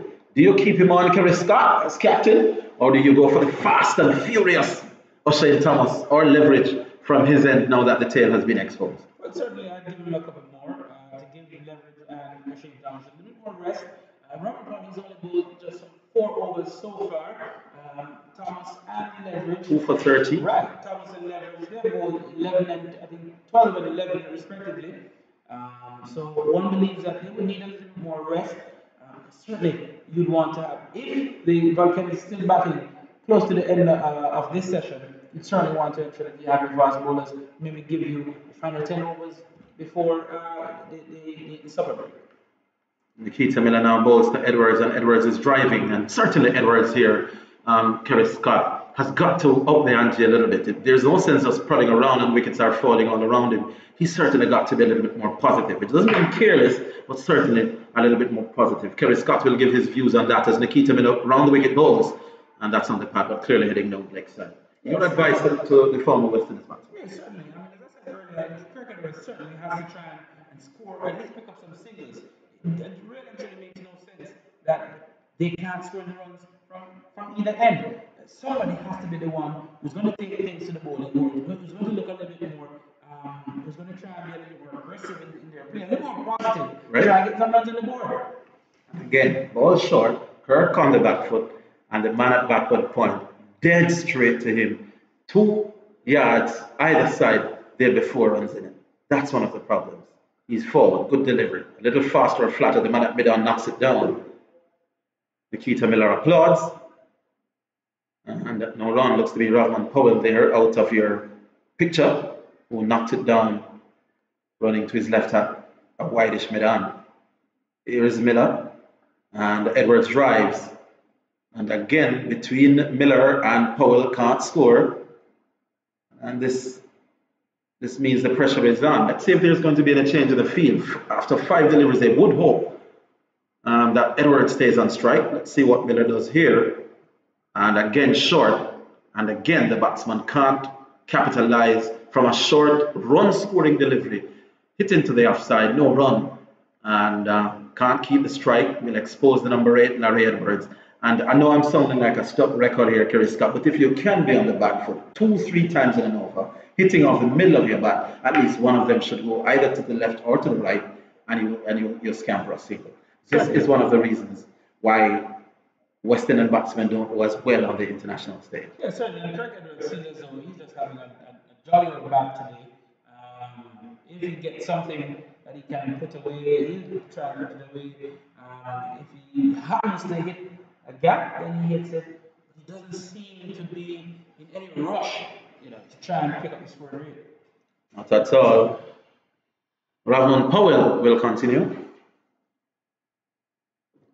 So the captain has decided to stick with his all-rounder, and that one is steered past the man at gully. That one will run down towards short third man, won't get to the boundary. Asad Footed will pull it back, but Larry Edwards will be off the mark, steering that one. I thought he was in control. Maybe I was a little bit unkind to him earlier when I said it was an edge, but this time he seemed to be in genuine control, steering it past the man at gully. Yeah, he got on top of that one, and he played it. He got on top of it, and he played it with very soft hands, and he opened the face and ran it just to the left of Fabian Allen, who was diving there at gully. He couldn't stop it, and they got 2 runs, and the score now moves to 95 for 6. Looks to be a decent number 8 though. He shapes up fairly well. Rahman Bowles, and this time, if there's anything called commentator's curse, it happens every time. Just at the point we were saying he shapes up pretty well, that was an air fairly waft that one outside the off stump. And must have made some inward movements because Alden Thomas dived, and by the time it got to Alden Thomas, he was well down the leg side. Yeah, and that ball was as though it came back at left-hander. As I said earlier, Rahman Powell, he has the knack of bowling those gentlemen in the outswingers, and of course the left-handers will be in-swingers to them. So coming around the wicket to the left-hander, he has to be, what Larry Edwards has to do, he has to be careful. He doesn't open up that gap and get, there you go. He's knocked him over. Open that gap. Knocked him over, clean bowled. And maybe my praises were too much for the number 8. That one touched down just outside off stump, maybe coming back with the angle. And poor Larry Edwards couldn't find the answer to that one. It's now 7 wickets down. It's now 96 for 7. 95 for 7. As I said a while ago, Arvin, before I could put the full stop on the sentence, as I was about to say, he has to be careful that he doesn't give Rahman Powell that gap between bat and pad. The ball is coming back, shaping back into the left-hander, and that's exactly what he did. He was looking to play that ball through the offside. Ball was coming back, but there's too wide a gap between the bat and his pad, and it cannot into the offside. So Rahman Powell, who, truth be told, was disappointing with the bat yesterday, not so much in the amount of runs he got, because he got 22, but in the manner of his dismissal. And 1 or 2 people around were saying that he was playing as if this was 2020 cricket, having hiked Edwards for a 6. He was attempting the similar shot the next ball and hold out towards mid-off.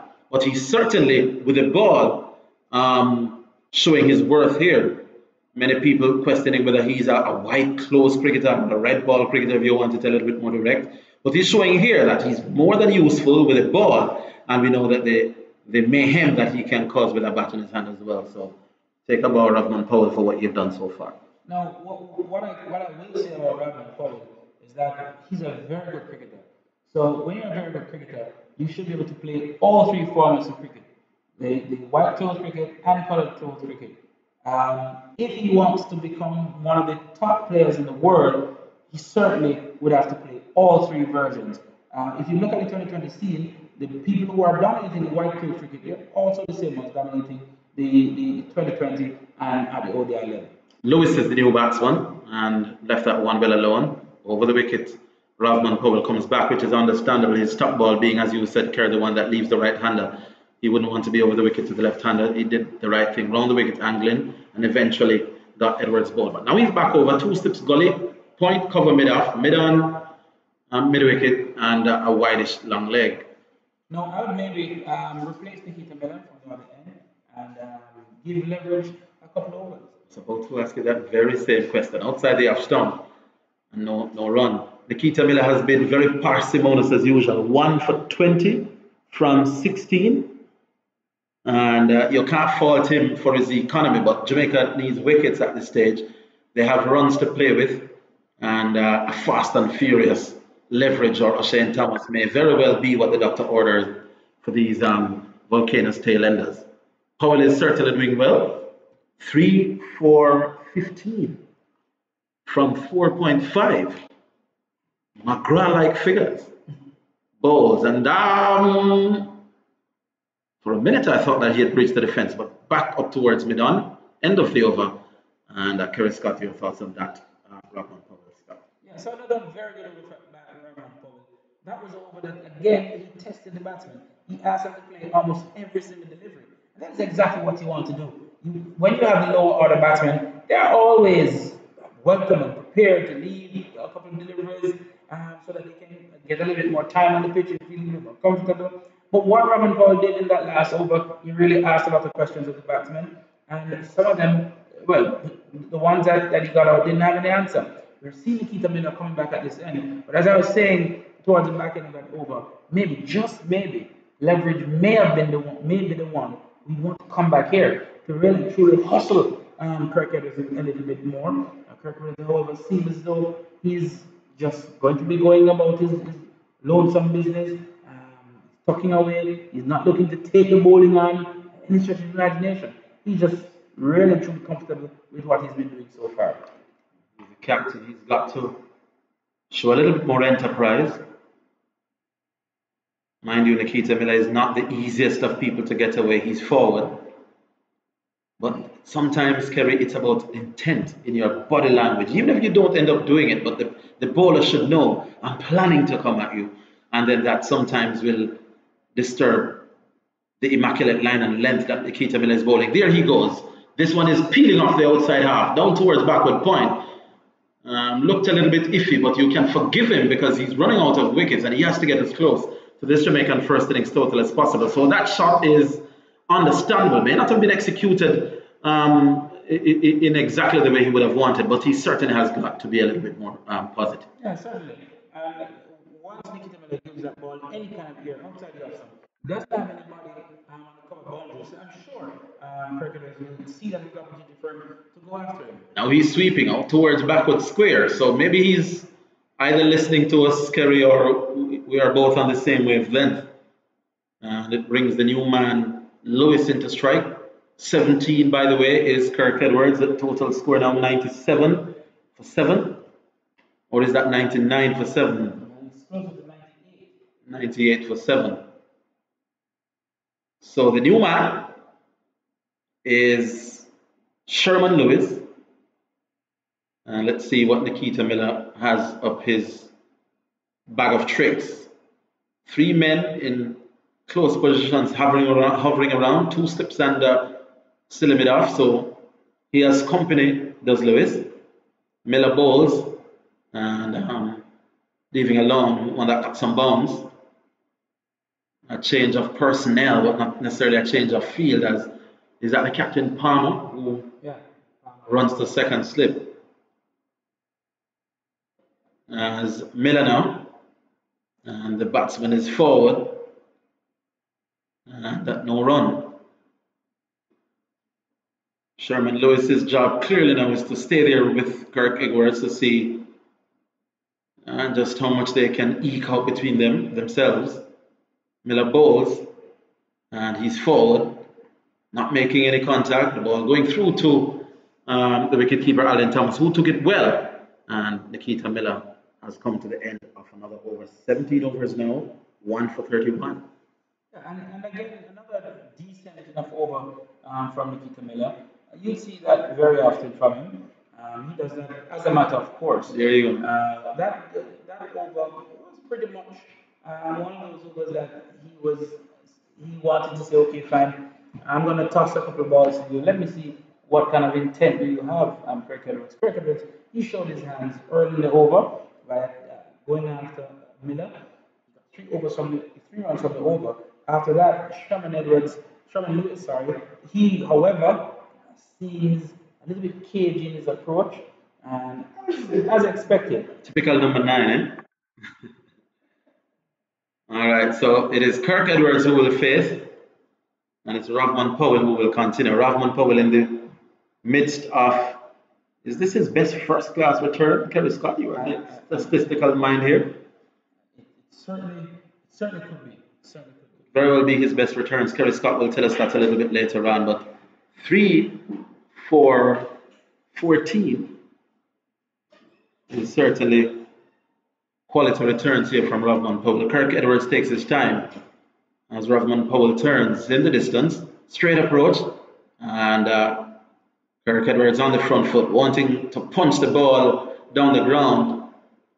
Maybe just misjudged the length a little bit, because by the time he made the shot, the ball was on the rise.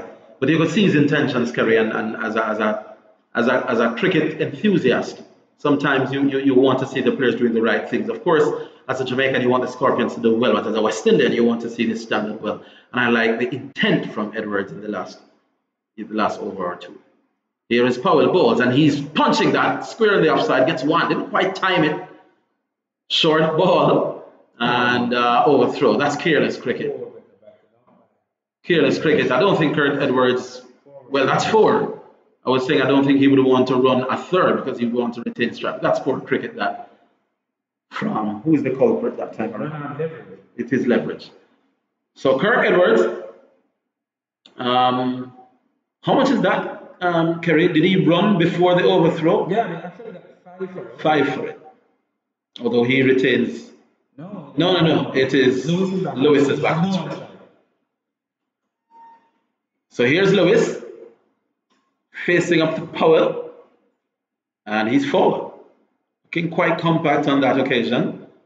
Would love to see what he looks like against something a little bit more hostile. Lewis is really not known for his batting. His 20 games so far, 21st class games so far, he's averaging a whopping 5.6. With the bat, he's really known for his bowling. Rovman Powell into the man who averages 5.6, and he plays forward. Plays forward like a man who averages 50.6. Yeah, he did everything right that time around. Couldn't fault him for anything. Copybook, foot to the pitch, head over the ball, front knee bent, and playing back down into the offside. So Rovman Powell will continue. And he turns at the far end to bowl to Sherman Lewis. This one is straighter. He was going for the bowl. It's a no ball, but he was going for the bowl or LB that time. But the man who averages 5.6 was right in behind it and played it back up the pitch. That's the third no ball for Robert Paul in this game. 2 in this spell and 1 in the previous spell. It's not very good from him. Really and truly wouldn't want to get a wicket now with a no ball. Not at all. With 3 for 22, his figures, he'd be happy with his day's work. This one, Sherman Lewis is forward, plays it back down the pitch, and it's a long over here. Score 105 for 7. And this in reply to the Scorpions total of 210. Gone are the days in first class cricket, Kevin, it was about first innings points. It's now about points accumulated for runs scored within the first 110 overs. So it's about batting and bowling points. And the Leewards, the Windward Island Volcanoes at the moment, well behind the 8 ball. He's edging and dropping just short of the man at second slip. And didn't quite carry. But edge found, genuinely beaten. Rahman Powell was maybe within the ball carrying another foot or so from taking his 4th wicket. But Sherman Lewis lives to tell another tale. So Rahman Powell again, he's been bowling much better this over, minus the 2 no balls. He's bowled a fuller length to Lewis. I believe he's trying to get him trapped in the double. This time Lewis is forward. As good as it gets. And it comes to the end of another Rahman Powell over.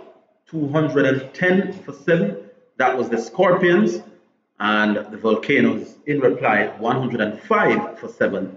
And Kerry Scott will tell us what he thought about that over.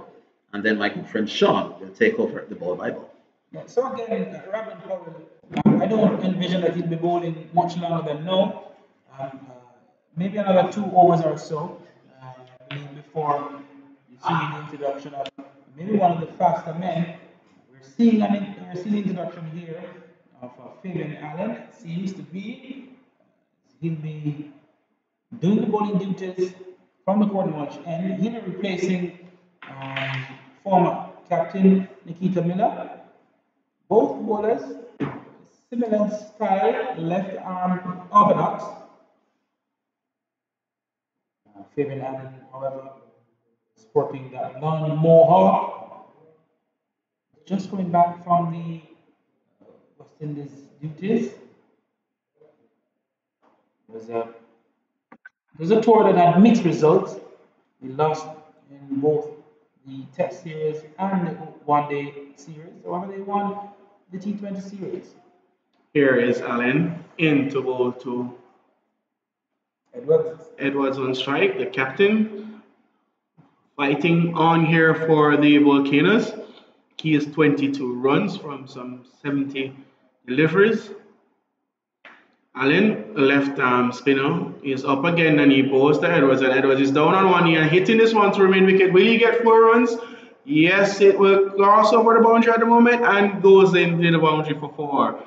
Good shot there by Edwards. He was down early. He picked the length that Allen pitched that delivery on and smacked it towards the Kingston Cricket Club stand for 4 runs. Yeah, so again, that's something that the Scorpions maybe would not have wanted. They wanted to keep the stronger hold on the Volcanoes. But Fabian Allen, I'm sure he wouldn't be too perturbed about that. Scores 109, and there's still some 111 runs behind the Scorpions. Here is Allen into Edwards, and Edwards is getting a wide one, which he forces into that point reach, and a really wide delivery there by Edwards, and should want to take more care in his shot selection.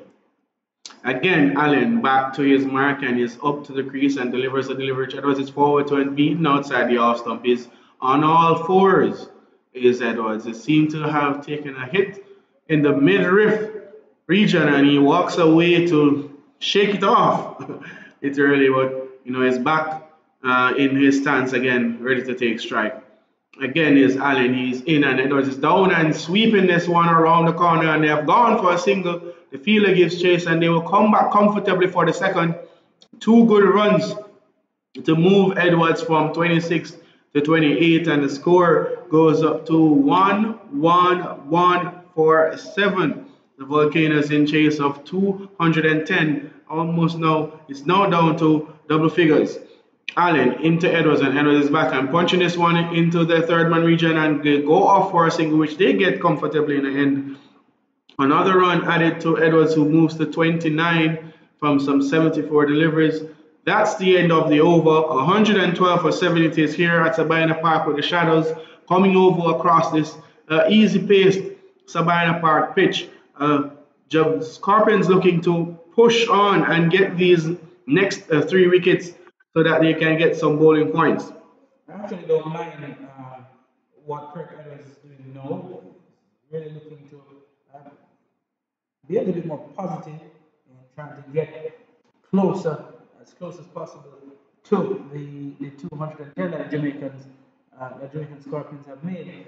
He's playing a little more shots now than he was before, and I think that is a good thing, not only for the Scorpions, but it's also a good thing for the Volcanoes. Good thing for the Scorpions in the sense that he may come a little bit looser and give them an opportunity to get him out. Yes, here is Powell into bowl to Edwards, and Edwards is bowled all over the shop. A brilliant delivery by Rahman Powell. This one touched down on just on middle off stump. Edwards was looking to push defensively, and he was beaten and bowled comprehensively by Rahman Powell. A brilliant spell here by the young man from the University of the West Indies. Yes, certainly Rahman Powell has come to the party here today. He's really bowled with immense skill, not a lot of pace behind him, but what he's done is he's really and truly done a lot with the ball. He's moved the ball up, swinging the ball away, he's bringing it back, he's really asking other questions. And the third umpire, Jacqueline Williams, she had to pick the stumps up all the way down to the 30-yard circle. That's right. And the 4th wicket there for Rahman Powell. He's bowled some 6.1 overs for 22 runs and 4 very valuable wickets. Good bowling here by Powell, who is really not a first change or what we would say a frontline bowler, but really serving his captain well here today. Paul Palmer ringing the changes and really making some great decisions in terms of his bowling changes. So the Scorpions again inch closer to those bowling points. 112 runs for the loss of 8 wickets. The Volcanoes really struggling here at this point. Certainly. They're struggling primarily because of an excellent spell here from Rahman Powell. He's really, as I said before, he's really asked some questions, some serious questions, the Volcano batsmen, of which they cannot answer, and they've not been able to answer. I think though what has been good with Rahman Powell is the length that he has bowled. Yes, a couple of those batsmen played individual shots, but at the end of the day, I think Rahman Powell, his length is much better than what we saw from the faster men. The faster men, they bowl a shorter length, but Rahman Powell, he's bowled a fuller length, and he's really been doing things with the ball. Yes, and of note, Powell has gotten out the 3 top scorers for the Volcanoes in this innings. He has gotten out Edwards, he has gotten out Cato for 29 and 23 respectively, and he got out Athes, who made 14 from 30 balls. So he has been a thorn in this Volcanoes batting lineup. Another delivery outside the line of the off stump, left alone by the new batsman, who is Mr. Jordan himself, and we're not talking about the Michael type. So Jordan has his hands full here, as Rahman Powell is bowling with his tail up, and he's really bowling top spell here for the Scorpions, and he's looking for his 5th wicket. And some very good captaincy here again, and I won't stop saying it by Paul Palmer. Here, we have noticed that the Pacers have really gotten some good movement from that end of the pitch. We saw it with Thomas, we saw it with Leverage, and now with Powell. He's in again to bowl to Jordan, and Jordan is pushing at this one, but it passes outside the line of the off stump and taken cleanly there by the wicket keeper, Thomas, who throws around the ball to the slip. 8.3 overs bowled by Rahman Powell, 1 maiden, 22 runs for 4 very, very valuable wickets. Thomas has bowled 12 overs for 37 runs, he got 2 wickets. Leverage 11 overs, 9 runs for 1 wicket. Nikita Miller 17 overs, 31 runs for 1 wicket. And Fabian Allen, the solitary over, which got 7 runs. As you said, the captain, he got loose and he got bowled. Again, here is the young man Powell coming into bowl, and Jordan is forward in defense, and no ball called by umpire Leslie Jr. Reefer. And as he customarily does, he goes up and shows, to the bowler and also the viewers what happened there. That was a no ball for overstepping the front crease. Again, Sean, I know you're an umpire yourself. Is that something that you generally do as an umpire? No, we don't, but it's good to, do that so that, the person's viewing the game, they can see why you call the no ball. I don't see it done in Test match cricket. No, That's the reason why. no, it's not done in Test match cricket because you have so many replays, but here, it's not available all the time, so it's good for them to do that. Again, Powell runs up, and I'll tell you why. Powell runs up to bowl to Jordan, and he's edging, and he's caught. A brilliant diving catch by Thomas. A good bowling here by Powell. He got that one to swing outside the off stump, and Jordan poked at it. 0 for the Volcano batsman. Got the edge, and a brilliant diving catch to the right by Aldine Thomas. Yeah, Aldine Thomas. He went in front of the man at first slip, Paul Palmer. Didn't seem very impressed, even though he took the catch. He didn't seem very impressed because he thought that should have been his catch.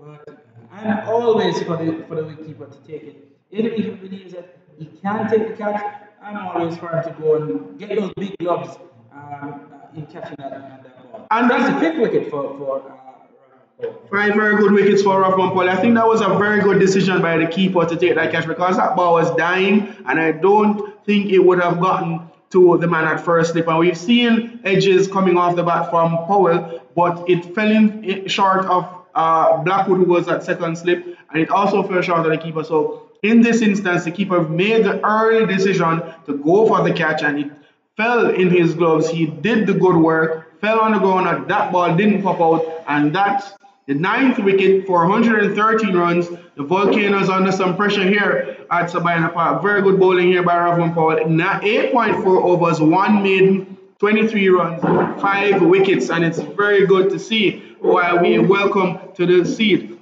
Bernardo Brown, who will tell us about this 5 wickets fell here by Rahman Powell. Fantastic bowling from Rahman Powell. Coming into this game, he's only taken 4 first-class wickets. He had a best of 2 for 12, so this is career best figures for him. His first 5-wicket haul in first-class cricket, and it's been fantastic for the Scorpions today. Yes, great. Here is Powell into bowl to the final man. This one is outside the line of the awesome, just as the others. This one, no swing, just came through straight and was collected by Thomas. Yeah, and what Rahman Powell has done so far is had the batsman thinking. Is getting the ball to move away from the right-handers. He's also kept it and have it holding its line going through to the wicket-keeper. And when you have a bowler with that amount of skill, it always plays on the mind of the batsman as to where the ball will be moving next. That's right. And I mean, it played on the mind of the opening batsman. I can imagine that the batsmen coming in at 9 and 10 and 11 will have the same degree, if not more, difficulty. Here is Powell again from the George Headley end, and is bowling this one as goes down the leg side and taken cleanly again by the wicketkeeper, who has had an improved day today with the glove, not letting go of those balls as they come through. And that's the end of another great Powell over. 5 wickets to his name from a mere 7 overs, fetching 23 runs. Yeah, fantastic bowling again from Rahman Powell. And you spoke about Aldine Thomas. He might not be getting the runs with the bat, but his glove work in this match, especially, has been decent. Has taken a couple of catches. But Rahman Powell, again, he's deceptive in the sense where, as a batsman, he's not that tall. So you're thinking that, okay, he might be gentle medium pace, but the ball skids off the surface. And the slight grass here at Sabina Park has really assisted him, and he has really used it to his advantage. That's true. And the field is now being set. Fabian Allen with ball in hand. There's a man at slip point, a man at cover, extra cover, point, a slip, mid-off, a man going down to the boundary, and John Campbell to long on. There's a man at mid-wicket and a man at deep square leg in front of the Kingston Cricket Club stand. Here's Allen into bowl, and this ball is pitched up on the line of the off stump. It's driven back down to him. He does the fielding, and there is no run. 113 for the loss of 9 wickets. Volcanoes in reply to the Scorpions 210. Here is Allen in again, and same stroke basically played off the back foot this time by the batsman Sherman Lewis, who is really looking now to try to at least get a score. He has faced some 14 deliveries without scoring thus far. Again, Allen is in, and he's back and punching this one to the man at point. There is no run. The Jamaican Scorpions will be happy with the fact that these men are not scoring, and at times the tail can whack, but this is not the scenario here. Fabian Allen, though, should put a little more air on the ball. Right, and he paces this one a little bit quicker, trying to beat the batsman for pace there, but he was equal to the task and pushed that one up to the man who came in easily from cover to do the fielding. Here's Allen again in to bowl to Tom. He's back and he's there. I'm not quite sure what happened. He was I think he's bowled. Yeah, it seems to be that he is bowled. The keeper collected the delivery at the ball and threw it in the air as if he was caught, but the batsman went walking off. There was no appeal, there was no raising of the finger by the umpire, and yes, we can confirm he was bowled by Allen. So the 10th wicket has fallen for the Volcanoes. 113 all out, and some good work here by the Scorpions. Yeah, good work from the Jamaica Scorpions, having posted 210 runs batting first, but restricting the Volcanoes to 113 is fantastic work. A lead of 97 runs. Remember, the Volcanoes came into the day at 34 for the loss of 1. So the Scorpions did well, and it's an important juncture in the sense that you've just resumed from an interval, and you're at the stage now where the sun is going down and the lights will take full effect here at Savannah Park. So the Volcanoes, they're not out of this game just yet. If you remember a few years ago, when the first day-night game was played here, there was a lot of wickets fell on the opening day. I think over 20 wickets fell on the opening day. But what's important and what the Volcanoes need to understand here is that they have to use these conditions now. They have the use of the lights here and to put pressure back on the Jamaica Scorpions team. What they showed in the first innings is that they are prone to mistakes, they are prone to rash shots. And a couple of those batsmen who didn't get off in the first innings will be looking to get some runs here. But again, Rothman Powell will pick up the Jamaica Scorpions bowlers with 5 for 23 career best figures. And the Volcanoes, having been in a decent position at 30 odd for 1 on the second day, they should be a little bit disappointed to be bowled out for 113. Very disappointing on the side of the Volcanoes. At one stage, as you said rightly, they were 30 odd for 1. They were actually 53 for the loss of 1 wicket until Cato fell. He fell to that man, Rothman Powell. It was the first of his 5, and he went for 23 from 43 deliveries. The next to go was Gabriel. He went on the same score, 53. Gabriel was bowled by Nikita Miller for 7. He faced some 81 deliveries. He was there for a long time, but did not contribute much, only scoring 7 runs. Kirk Edwards, he was bowled by Powell for 29. The opener, Devon Smith, he was the man out on the first day for 5. He was caught by John Campbell after bowling off leverage. Ambrose went today, caught Fabian Allen bowled by O'Shane Thomas. Hodge was bowled by Thomas as well without scoring. Alec Athanase, he went for 14 of some 30 deliveries, caught by wicketkeeper Thomas, bowled by Powell. Larry Edwards, he was bowled by Rothman Powell for 2 runs, scoring only 7. Sherman Lewis was just bowled by Fabian Allen without scoring. Ray Jordan was caught wicketkeeper. He was bowled by Rothman Powell for 0 as well. He faced only 4 deliveries, and Josh Thomas was the man to come not out on 0. 4 men making 0. He faced Thomas as 2 deliveries. The bowling figures for the Scorpions: O'Shane Thomas, 12 overs, 37 runs, 2 wickets. Renard Leverage, he bowled 11 overs for 9 runs with 1 wicket. Nikita Miller, 17 overs, 31 runs for the 1 wicket. Fabian Allen, he bowled 1.5 overs for 7 runs and a solitary wicket. And the pick of the bowlers, Rothman Powell, bowling right arm from the southern end, he bowled 7 overs for 23 runs, getting 5 very valuable wickets for the Scorpions, and they certainly have the upper hand here at the Sabina Park ground. The Volcanoes trail by 97 runs, and it's 5:20 p.m. local time. The sun has set and the lights are on here at Sabina Park. The Jamaica Scorpions will come out to begin their second innings in a matter of minutes, and we'll come out in the next 5 to 10 minutes. We'll see you back later.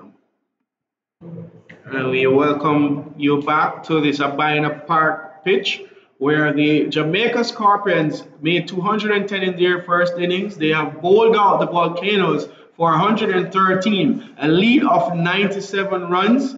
I am Sean Johnson, and with me is Renata Brown. We will bring you the commentary here live of this, the second match by the Scorpions. However, in the third round of this league, the Cricket West Indies Professional League. On strike is John Campbell, and with him is Chadwick Walton, the opening bowler from the Volcanoes. We're not quite sure if it's Lewis, which looks to be Sherman Lewis. So two batsmen of contrasting styles. John Campbell more attacking, Chadwick Walton really a scratch of a form in the first innings.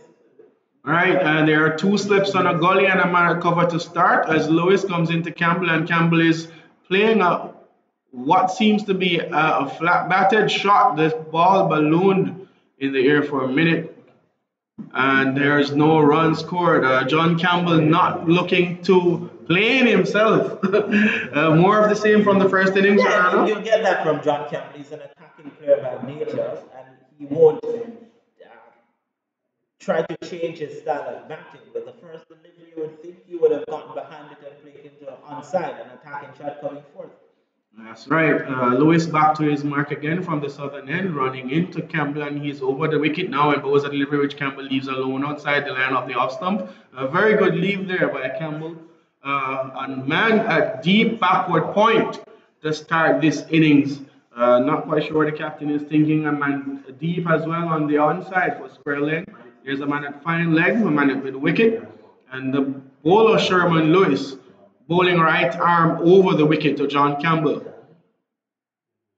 I'm not sure what's the thinking here for Sherman Lewis, but what's important and contrasting is that the Windwards, they start with a man at cover because John Campbell, as long as the drive is there, he will go for it. That's right, and he started in that manner in the first innings. Let's see what happens here. Lewis is back to Campbell, and Campbell is driving, and he is out caught.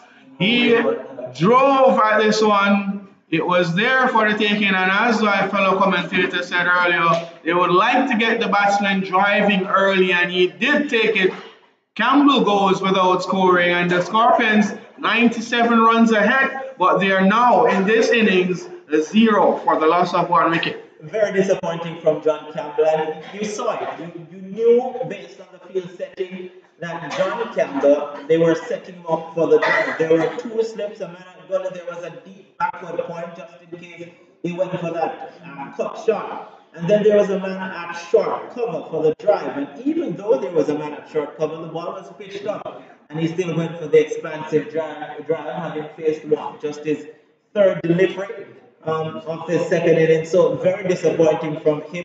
And you just can't understand the thinking from John Campbell. I agree totally. That delivery was on the line of the off stump, and he could have played defensively. He went with hard hands, went for the shot early instead of getting back to ball. He went for the shot. He took the edge, and he was caught not at slip, but by the keeper, which means he was not able to cover the ball in time. I tell you what, if you remember a few weeks ago when the Scorpions were in Barbados, their first innings was pretty decent. But it all fell apart in the second innings. Let's see what will happen here. 97-run first innings lead. It's a big lead, but it can only be sufficient if you bat properly in the second innings. That's quite true. And to the crease now is Jermaine Blackwood. He didn't trouble the scorers in the first innings. Let's see, and funnily, it's the same umpire that he's facing up to this time around, as Chris Taylor has switched ends with Desiree for Jr. down to the southern end. Blackwood doing his warm-up drills, and he is now into his batting position and will take strike from Lewis. Here is Lewis into both Blackwood, and this delivery, Blackwood is tucking it around to the left side and will come off the strike this time by getting an early single. Jamaica has doubled their score with 1 stroke. They are now 1 run for 1 wicket. 4 deliveries have been bowled this over. The batsman to score the single solitary run, Jermaine Blackwood brings Walton onto strike. And it brought forth a cheer from the Savannah Park supporters because they got off the mark, faced only 1 delivery. in the first innings. But again, looking back at that dismissal from John Campbell being caught at gully, the ball was away, played away from his body, and that shows that you're not really in line with the ball, you're not getting close to the ball, and you're not seeing where or understanding where your stumps are. Yeah, that's right. Lewis in the bowl to the top scorer for the first. Well, not the top scorer for the first inning, but he did get a 50 in the first innings. Is Walton as he faces Lewis, and this ball is down the leg side and collected by the keeper, skipping around to his left. No run scored. The score remains on 1-1. A lead now of 98 runs. Very valuable here by the Scorpions after some good work in the first innings. So just looking at the field, two slip, a man at Gully deep backward point, short cover, mid on, mid off, short mid wicket, and a fine leg. I'm trying to figure out what is the line or the length that Sherman Lewis will be looking to bowl. Maybe we're looking to bowl short with that man on the point boundary. Not sure that is the best thinking though. Yes, here is Lewis into Walton, and Walton is getting a ball that was short and kind of beating him outside the line of the Awesome, rehearsing that shot inside the line, but I think he was more beaten outside the line of the Awesome in that sense. It was beaten, and I tell you what, the Windward Islands team coach Audrey Coley sat in the dressing room, saw the first innings, and 6 of the 10 wickets that fell, at least, were from bowlers at that end. Rothman Paul with his 5 wickets, all 5 came from the Michael Holding end. And then when Shane Thomas came on, his 2 wickets, he took them from the Michael Holding end, which tells you, and based on what we're seeing, it might have a little bit more pace to the batsman. It certainly has more bounce. So maybe that's the reason why Sherman Lewis is operating with a man at backward point. Okay. That's very good observation there, Bernardo. Second over ready to begin, and the bowler, along with Lewis, his opening partner, is Mr. Thomas. He'll be taking up the action from the Courtney Walsh end, the commentary box end here at Savannah Park. The Scorpions lead is a 98 runs, and again, it's Blackwood on strike. Here is Thomas into Blackwood, and Blackwood is forward, and this one is out, beating him outside the line of the off-stump, bouncing in front of the keeper and going away to the boundary for buys signal there by umpire Leslie Reefer Jr.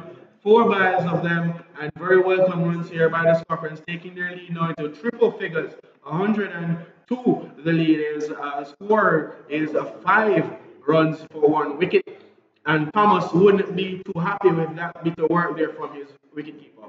No, but give credit, and it was tough for Sunil Ambrose simply because the ball bounced just in front of him. And as where the Michael Oding end had a lot of bounce, the ball just died there. That's right.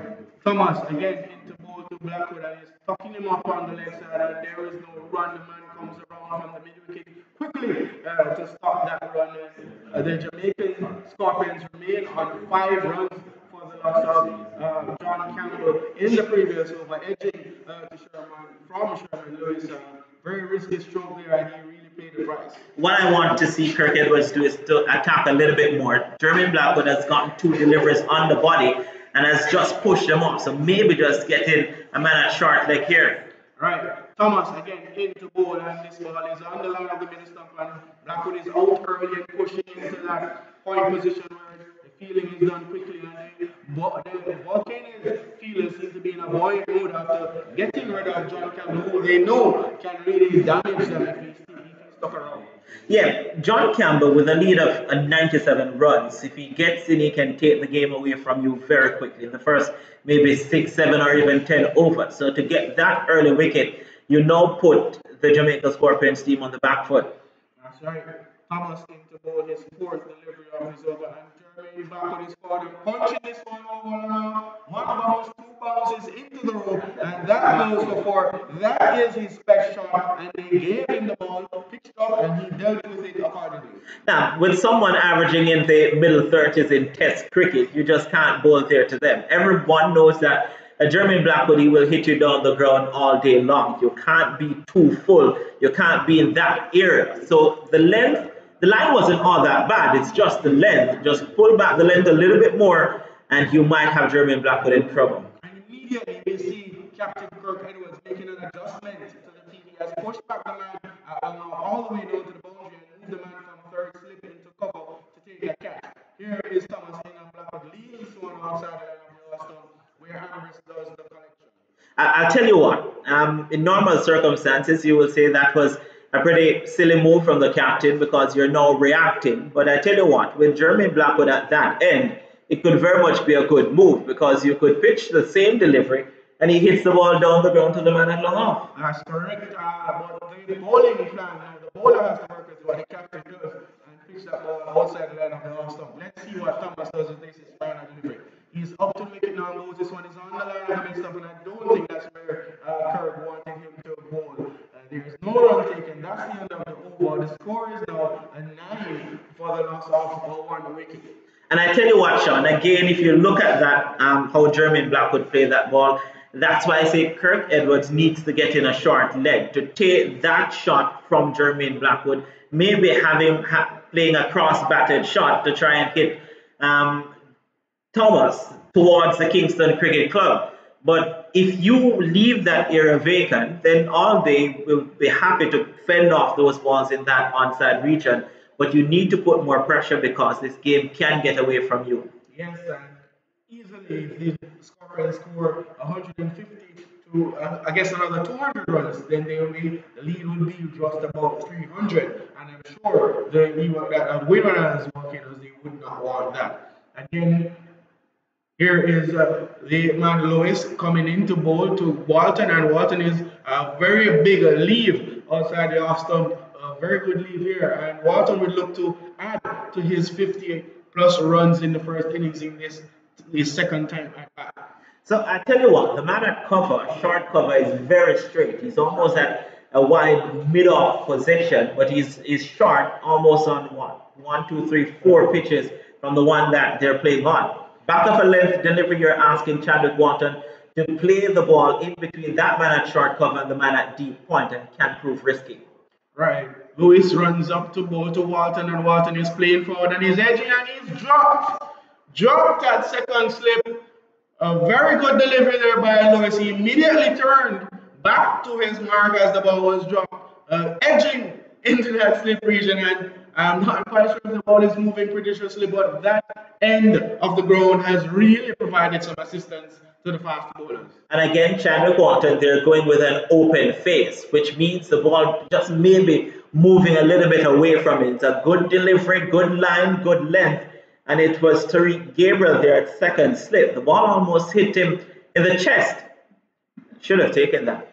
He should have taken that, certainly, and Lewis wouldn't be a happy man. Here is Lewis, already with the first wicket of John Campbell. Runs into bowl to Walton, and Walton is pushing this one.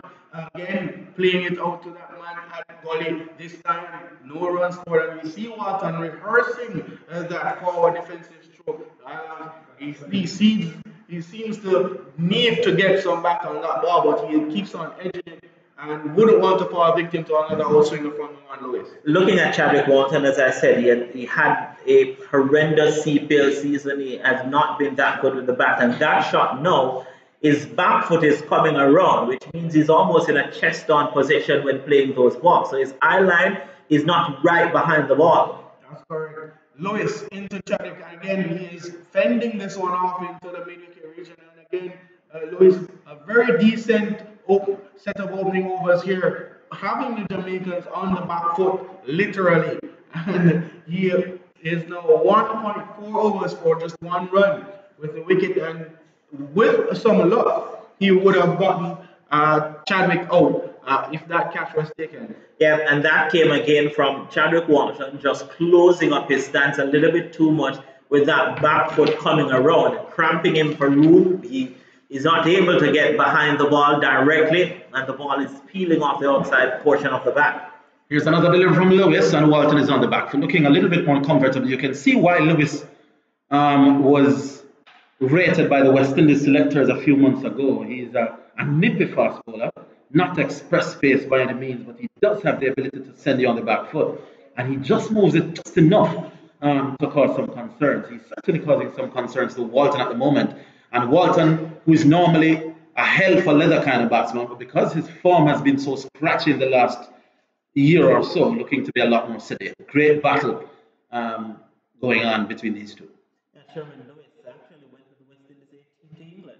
Here is Lewis now bowls, and Walton is working this one behind. Well, just past him and Bidon takes one, will come back for the second. It will run into the boundary now for 4. And Walton playing the classic on drive. The ball was right up. And the cricket purists will tell you that it's not one of the easiest shots to play. He played that certainly well, and that's 13 for 1. Yeah, scraping for runs or not, Chadwick Walton is expected to put those away because it was there to be taken. Length over the ball, pretty decent. And when the ball is close to Chadwick, he tends to play it with a little more comfort than those balls that are dangled outside the off stump. That is where he has had problems in the last maybe 12 months or so, as you said, and especially to spinners, when the ball is turning away from him, because outside that off stump, that is where he's unsure.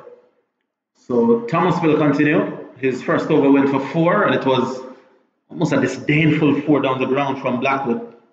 And when Blackwood is batting, you don't go to the bathroom, you don't take breaks, because anything could happen. Here's Thomas now to bowl to the Jamaican number 3. He punches that into the offside. Blackwood is very strong-willed. He's very confident. That's the one thing you can say about him. He believes in his own game. And some of the times it doesn't come off, and he looks a little silly when he holds out deep. But my goodness, when it comes up. You know Jermaine Blackwood more than anyone else. And Jermaine Blackwood, even when he defends, the ball comes off the bat so powerful that you think it's a shot. I'll give you a little story about Blackwood in a little while. Here is Thomas to bowl to the Jamaican number 3, and he's tucked up. The feeling going around the Caribbean is that he's not at his best against the shorter stuff. The truth is, the shorter stuff tends not to get him out. He never looks particularly comfortable, but he's usually out in his strength, which is hitting down the ground.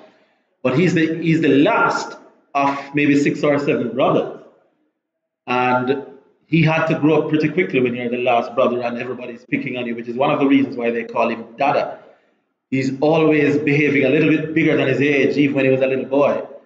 And he's taking that confidence to first-class cricket. He leaves that one alone. Good bowling that outside of stuff. But for me, Renato, we have the long off for a reason. The reason why you have a long off, our bowler is bowling his second over with the new ball, is because that is something that Blackwood is likely to do, to hit down to long off. I don't see the point to having a long off and not dangle the carrot. Pitch it up, see if he will hit down the ground again. Yeah, but at that point, maybe they wanted, keep it in the armory, and they will pitch up once in a while and see if he'll go for it. All right, but we haven't seen that once in a while. Thomas bowls against short, and I don't believe that this is the right strategy. You're hunting for wickets. Blackwood is not the type to go for the hook shot. He's not that big on the hook or the pull. So he'll leave those most of the time. And you don't have a forward short leg in case it's a screaming bumper and he has to fend it up. So if you're going to be bowling that length, then surely you should have a man at back pad. Otherwise, pitch it up and see if he'll go for it, and that gives you the best chance, I think, of getting him out. Here's Thomas now. And he runs it and bowls. Again, a little bit too short for me. And Blackwood comfortably in behind. Yeah, I think at this stage that Kirk Edwards can gamble and pull that man out from cover and put in a short leg, because the ball to the body of Jermaine Blackwood, give him something else to think about rather than just spending the ball off. If you pitch up there, you entice him to drive through the covers, you can get the outside edge, and those 2 slip and a man at gully can come into play. And if you're bowling short, why not give him the support under the bat? That's the argument we're making. Here's Thomas. And Blackwood is fending it up. Sure, you need somebody at maybe late gully if you're going to do that. He's not that comfortable. I think the skipper may have just been missing a trick here. That's late guy, so it wouldn't have counted as a catch, even if there was a man there. But he certainly didn't look particularly comfortable. And at the end of the 4th over, it's now 14. The Scorpions 14 for 1. Only 1 run coming off that over, but here's a different challenge now for Jermaine Blackwood, facing Sherman Lewis, who actually went with the West Indies team on their tour of India and Bangladesh. He was a replacement for Alzara Joseph, who is still recovering from an injury. But Jermaine Blackwood here with Sherman Lewis, he gets the ball to move away from the right-hander, bowls the back of a length. He's a tall figure as well, and will get that a little bit more bounce, and it could trouble Jermaine Blackwood, who is pretty short. Yeah, let's see. Always an interesting battle when Jermaine Blackwood is batting because you never know what will happen next. He's tucking this one out towards mid wicket, takes off for a quick single. And if there's anybody that can move from one end of a cricket pitch to the other end of this Jamaican squad in record time, it's Jermaine Blackwood. I can't remember him being run out too often in cricket because he's like lightning between the stumps. And in the end, it could have been a risky single, turned out to be pretty safe. Well, a couple of his stumpings at the international level may be considered runouts because he was so far down the pitch. Had a couple in England. I think he went to Zimbabwe and had a couple there as well. All right, so Walton now comes on strike. Walton is on 4. Lewis sprints away, and Walton is again forced to defend. They're careful not to pitch up to Walton. In fact, Jamaican batsmen on the whole are usually very good at hitting down the ground. We can think of others in the past, Xavier Marshall, and the works, Chris Gale, Marlon Samuels. You don't pitch up to Jamaican batsmen. And they're doing a pretty good job of staying just behind the back of a leg. But I think certainly for Blackwood, you could chance around and pitching up because he's likely to hit over the top. Generally speaking, I think they could be a little bit fuller. Yeah, I do agree with you, Orville. And with that man at short cover, he's there for the drive. Here you go. Here is Lewis. And again, it's a good delivery. Walton almost walking into the forward defensive shot, the ball peeling off the outside half, not down that gully. It's a great contest here, Renato. It's a good contest between bat and ball. There's enough there for the bowlers, there's enough bounce, there's just enough sideways movement, but the ball is coming on, so you could hit through the line. It's an excellent cricket pitch, and in the context of Westerners cricket, quite an excellent game of cricket. It is, and Chadwick Walton is someone who plays a lot of play a lot of cricket around the world, and he's used to playing on the lights. I'm not used to playing with the big ball, but playing on the lights nonetheless, and the conditions here for some of these players might very much be foreign. Lewis now to ball to the Jamaican opening batsman, Walton. He loses his run. The coaches always tell you if you don't feel that you're quite right, then do what he did. To go back a little bit on Chadwick Walton, I've seen Chadwick Walton at his best, and at his best, he's way more side on. And now, if the ball is back of a length, that back leg, his right leg comes all the way around, and he's almost front on when playing the ball. And he cramps himself for room, and the back comes down at an angle, which plays in the man at second slip and the man at gully as well. Great observation there. Lewis, 2.3 overs, 1 for 6, and Walton is again looking to defend. And may have mistaken the bat away at the last minute. The bowler will tell you that the ball was just about past him when he took the bat inside the line. But another good delivery. It was a good delivery, and again, Kirk Edwards can gamble with that man at short mid-wicket, can come in and use 3 slips and a man at gully, because Sherman Lewis is bowling a pretty nagging length outside of the off stop. There's no time that Chadwick Walton is going, fine, if you bowl a ball that is too straight and you get hit through there, it happens, but you have to look for wickets, and I think that's the way to go. Indeed. Can't disagree with that. Lewis will continue and bowls, and Walton is again leaving. This time he picked up the length early. There was no doubt that this time he was well in control of the lead line. What about that man sweeping at backward point? I mean, one conventional theory that I've always thought about is that if there's a fieldsman in the deep, not talking about someone in a circle, and no ball goes to him for a sustained spell, then you may need to rethink his position. That ball that goes to him has to be a bad ball. I'm going to ask you though, Orville, if it's a bad ball and you cut it directly to the man at backward point, I give you a whole lot of credit, because generally if you cut the ball, it doesn't go that far. All right, let's see. Here is Walton. I believe that there is a good case for making the man at backward point into a third slip. As you said, it is, because as the over comes to an end, if it is that Chadwick Walton is going to go hard at the ball, if it's back of a length, if it's short, and it gets a top edge, it's going to go down to third man, or it might go over the man at third slip. Yeah. But generally, it won't go to the man at deep backward point. Deep backward point is a very short ball or something extremely overpitched, and the batsman out in the face. And based on how Lewis is bowling, I think the captain could be a little bit more confident to give him that extra man in the slip. Because as you said, they are 100 and my maths isn't pretty good. 113, 13 behind on first innings. So they need wickets. Here's Thomas. Blackwood down the leg side. And Pretty too good wide. start. Good stop by the keeper. Losing his radar that time, Thomas. Why isn't he pitching up just outside of stump to see what Blackwood would do? Because the moment he pitched up, he was banged down the ground for 4. One bounce to the boundary. And even with long off, as a bowler, you're thinking, oh, I'm not doing that again. Well, don't have the long off. Needs to talk to his skipper. If you're not going to be pitching up, hoping for him to drive, then long off is wasted.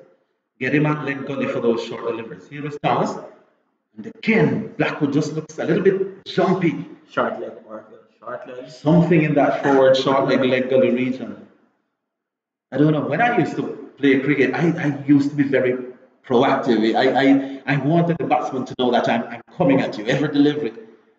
But that's what international captains do. Brendan McCallum was known for that. Yeah. He tinkered with his field even when it wasn't necessary. Put players in positions just to have the batsman thinking about what the bowler is going to do.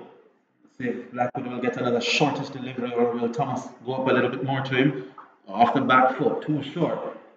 And punts into the outside, which is one of Blackwood's other good shots as well. He's usually very competent at hitting off the back foot through the cover region. I think they're playing maybe on his patience that he'll come out for that shot down the ground, but he usually doesn't do it to that back of a lane delivery. It's when he sees it in his heart. If you're going to bowl back of a lane to Jermaine Blackwood, you have to be close to his body. You have to cramp him for room, cramp him for space. If you're going to bowl it outside your stump, he's going to play you through that cover point region and through cover. All right, so Walton, who is on 4, will face as Thomas runs in and bowls to him. And again, refusing to pitch the ball up. I think too many of these deliveries are being played off the back foot by either batsman. They are, and in contrast to the Jamaica Scorpions, when they were in the field, you had 3 slip or gully, but the cover region was more often than not left empty, enticing the batsmen to go for that cover drive, but they weren't being given that driving length to get that shot off. Thomas, the ball to Walton. From over the wicket, he comes again and bowls, and Walton gets a wide delivery and really just threw the bat at it. And that's what happens when you're scoreless for so long. You see one short and wide, and you say thanks. But maybe that was too short, but definitely too wide for that kind of shot. And maybe it wasn't short enough, because if you look at it, he wanted to hit it from maybe just below his knee or at his knee height.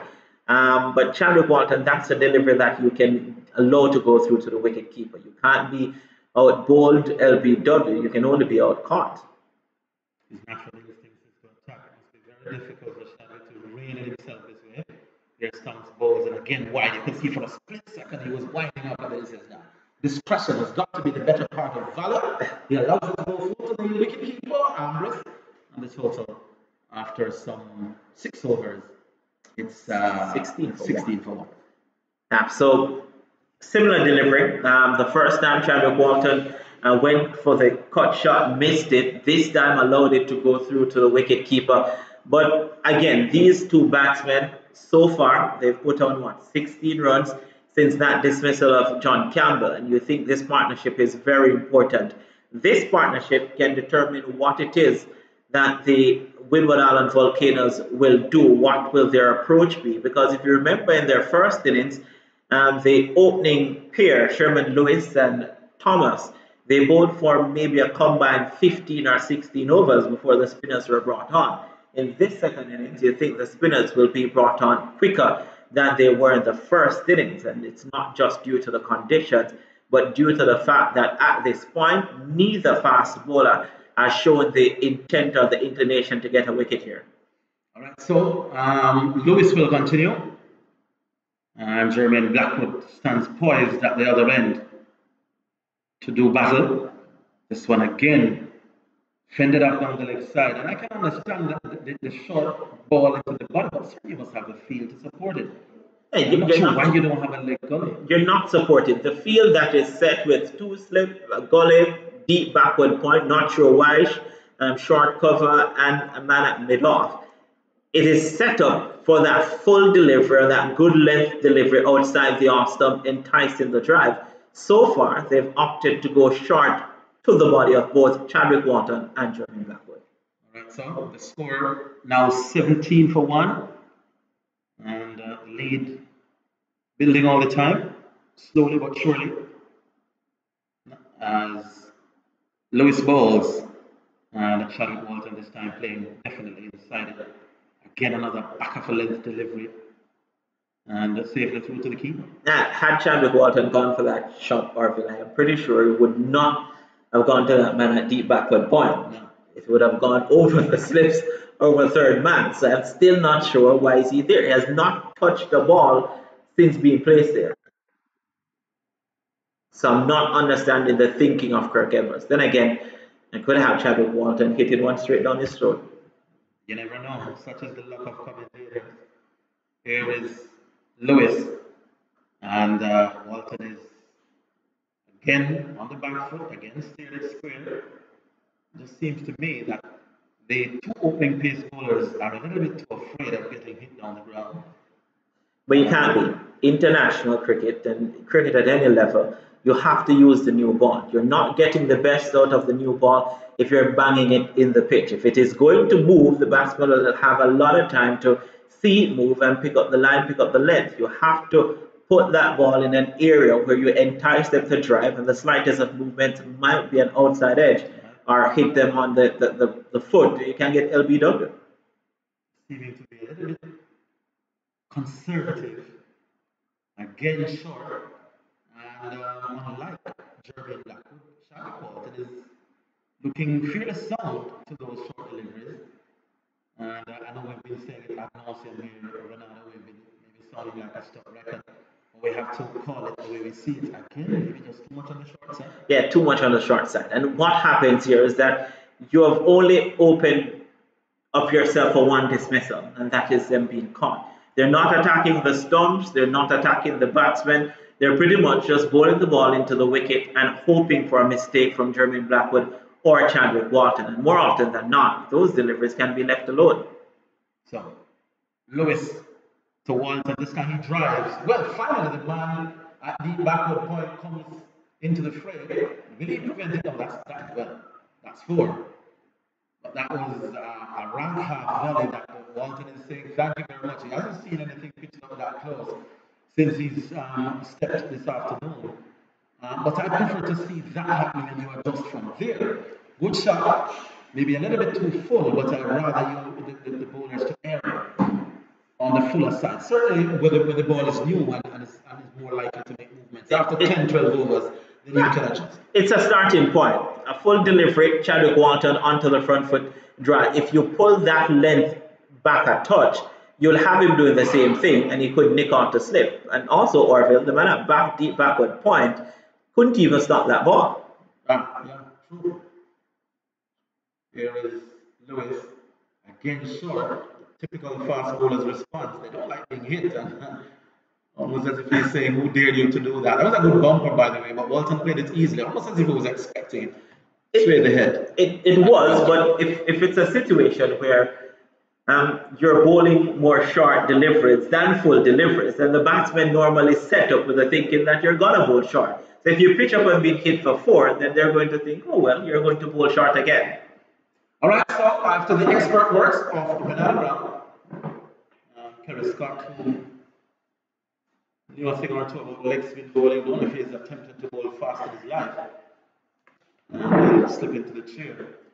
Kerry, I know you were hearing Ronaldo and I belaboring the fact that the bowling has just been a little bit too much on the short side. What say you? Yeah, I mean, we saw the same thing with the Jamaica Scorpions fast bowlers.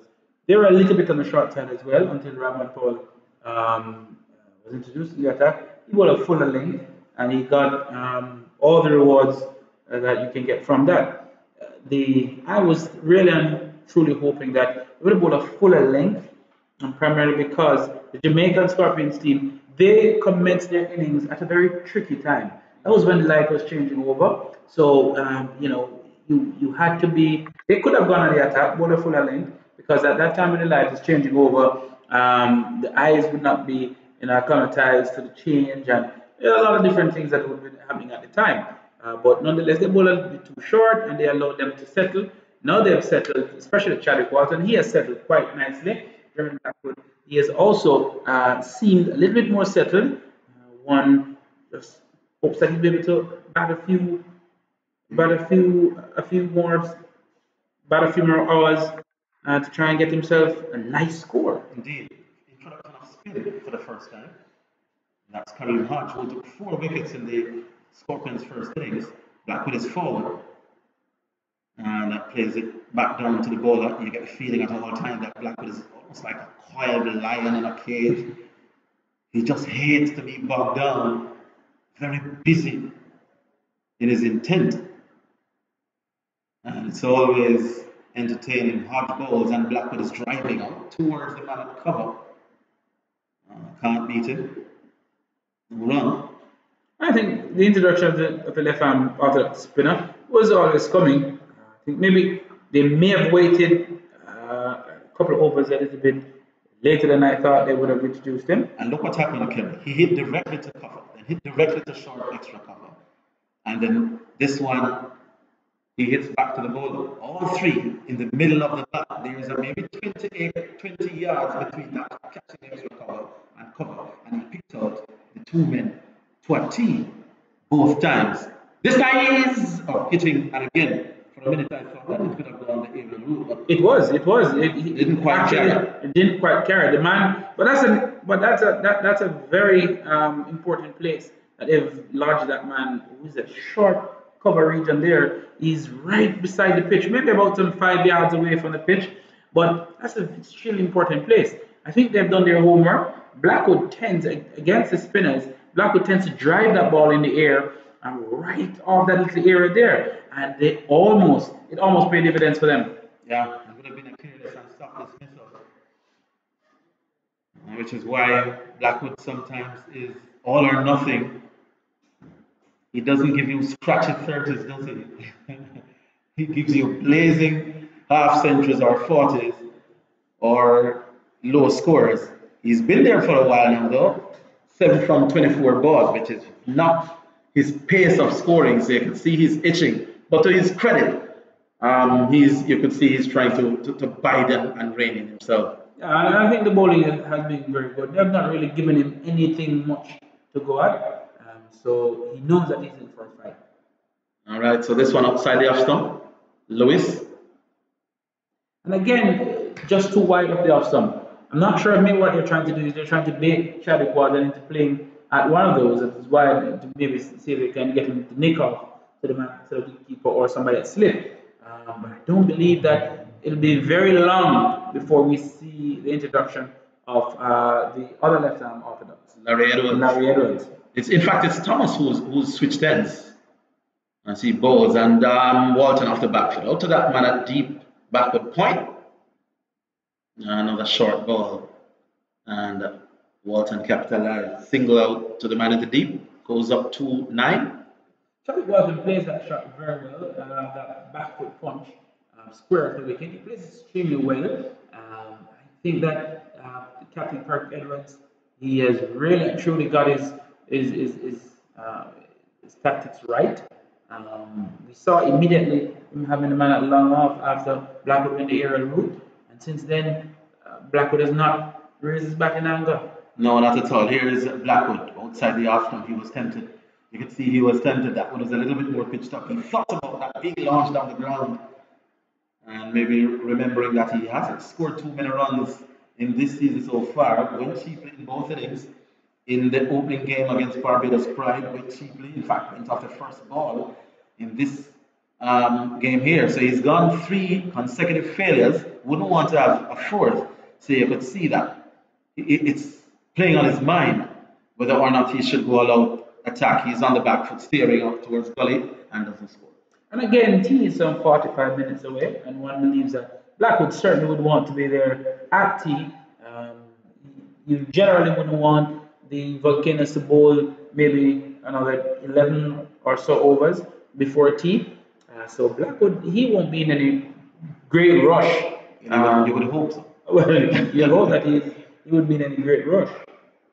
And the way he has started his inning so far, it tells me that. Oh, he is wafting up one outside the off stump. They were appealing. Oh, the appeal cut short.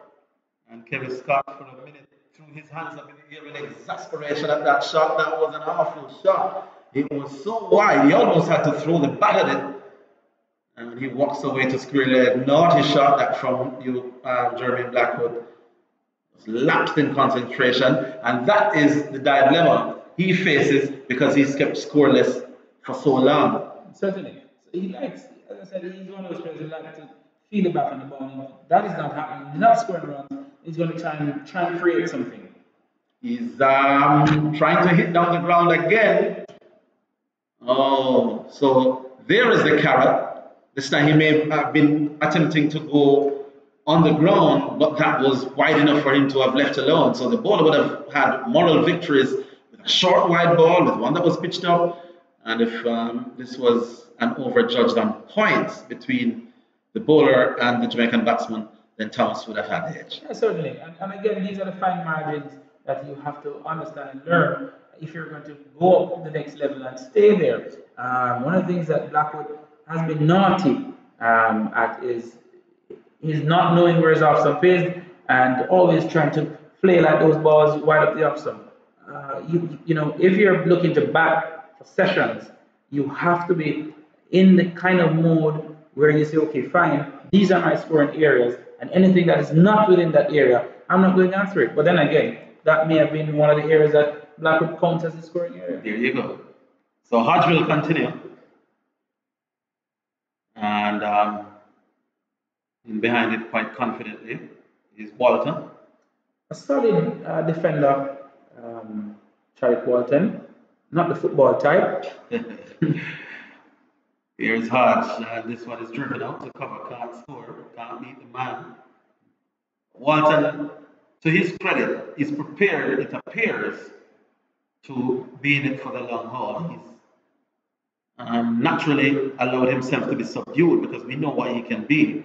But he has not been having too many high scores. So you accept the fact that the batsmen are trying at least to be as sedate as they can and appeal, but that one was not slightly after.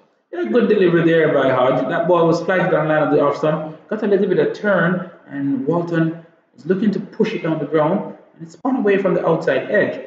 Very good delivery. Walton can look for one coming back into him.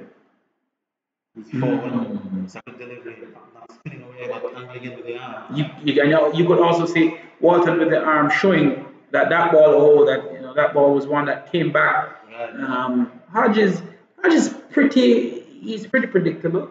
If he flights a couple, then you can you can bet your bottom dollar that the next ball is going to be one coming back with the arm. Indeed. 22 for 1. The lead down 119. They're appealing. No, maybe a missing leg. And it seems as though he got a little bit of bat on it. Umpire Brathwaite just making a soft signal there to the bowler as to say he got a little bit of bat on it.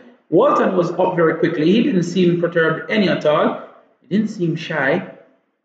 And he lives the fight on. And one wonders how long before Edwards is introduced to the attack. Both Edwards and Hodge were the main wicket takers for the Volcanoes in the first innings, and one believes that they will have a lot of work left to do. In the first game that the Jamaicans played against Barbados Pride, they were destroyed by the left-arm spinner Jamil Warrican. In this game, 2 left-arm orthodox spinners took 6 of the 10 wickets to fall. I don't know if it's a pattern that's developing, but it's something that the coaching staff will need to look at that in their first 2 games. 3 left-arm spinners reaped some success against this Jamaica Scorpions team. It may not be anything that you want to build a monument on, but it's certainly something to keep at the back of your mind. Certainly. We have a lot of left arm spinners here in Jamaica, and if you look at their statistics, they are also extremely successful in our local competitions. Single, played out into the man at that wide backward point position. And it now brings Walton back to the strike. Blackwood goes up to, is that 9? 9. And 9 from some 20. 8. It's 8. From 29 deliveries, is that? Yep. And Walton now 9 from 29. From 29. So these two are playing well against their natural instincts. And you wonder at some point if something will give. Here is Thomas. And Walton not tempted down the left side, badly directed. And you mentioned about the left arm spinners wreaking havoc on the Jamaican batters. Now, as I said earlier, in the local competitions, you have 3 top bowlers in the local competition are all 3 left arm spinners. There's Paul Harrison from Kingston Cricket Club. He's been the top bowler for the last 3 or 4 seasons. There's Patrick Hart Jr., who's also a left arm spinner from Kingston Club. He's number 2. Then you have Christopher Lamont from Melbourne CC. He's number 3. And right behind them, guess who? Dennis Bulai, another left arm spinner. Well, he's of the unorthodox variety, which is not what's causing Jamaica's problem. But then again, there are too many back of the hand left arm spinners in the region. But left arm spin has caused them some problem. So far, they've batted the Hodge fairly okay. Hasn't gotten a wicket in his 2 overs, but economical as well. And I agree with you, Kerry, can't be too long before we see Larry Edwards into the attack. Here is Thomas, bowling to Walton. Walton is driving up to the man at cover, can't beat him though. That one was pitched up, and Walton was in the drive and just picked up the man in that cover position, no run. Now there's a marked difference between Walton and Jermaine Blackwood. Walton is very capable of playing deliveries of that type, the last type, pitched on the line of the off stump. He's very capable of coming on top of the bounce and driving it all along the ground into the covers. Jermaine Blackwood, however, he tends to try and go aerial a lot of times as opposed to try and come in on top of the bounce, and he's on the ground. Walton is getting one off. That stayed down a little bit. He was attempting that back punch through the covers. Might have stayed down. Might have just came back a little bit with the angle as well.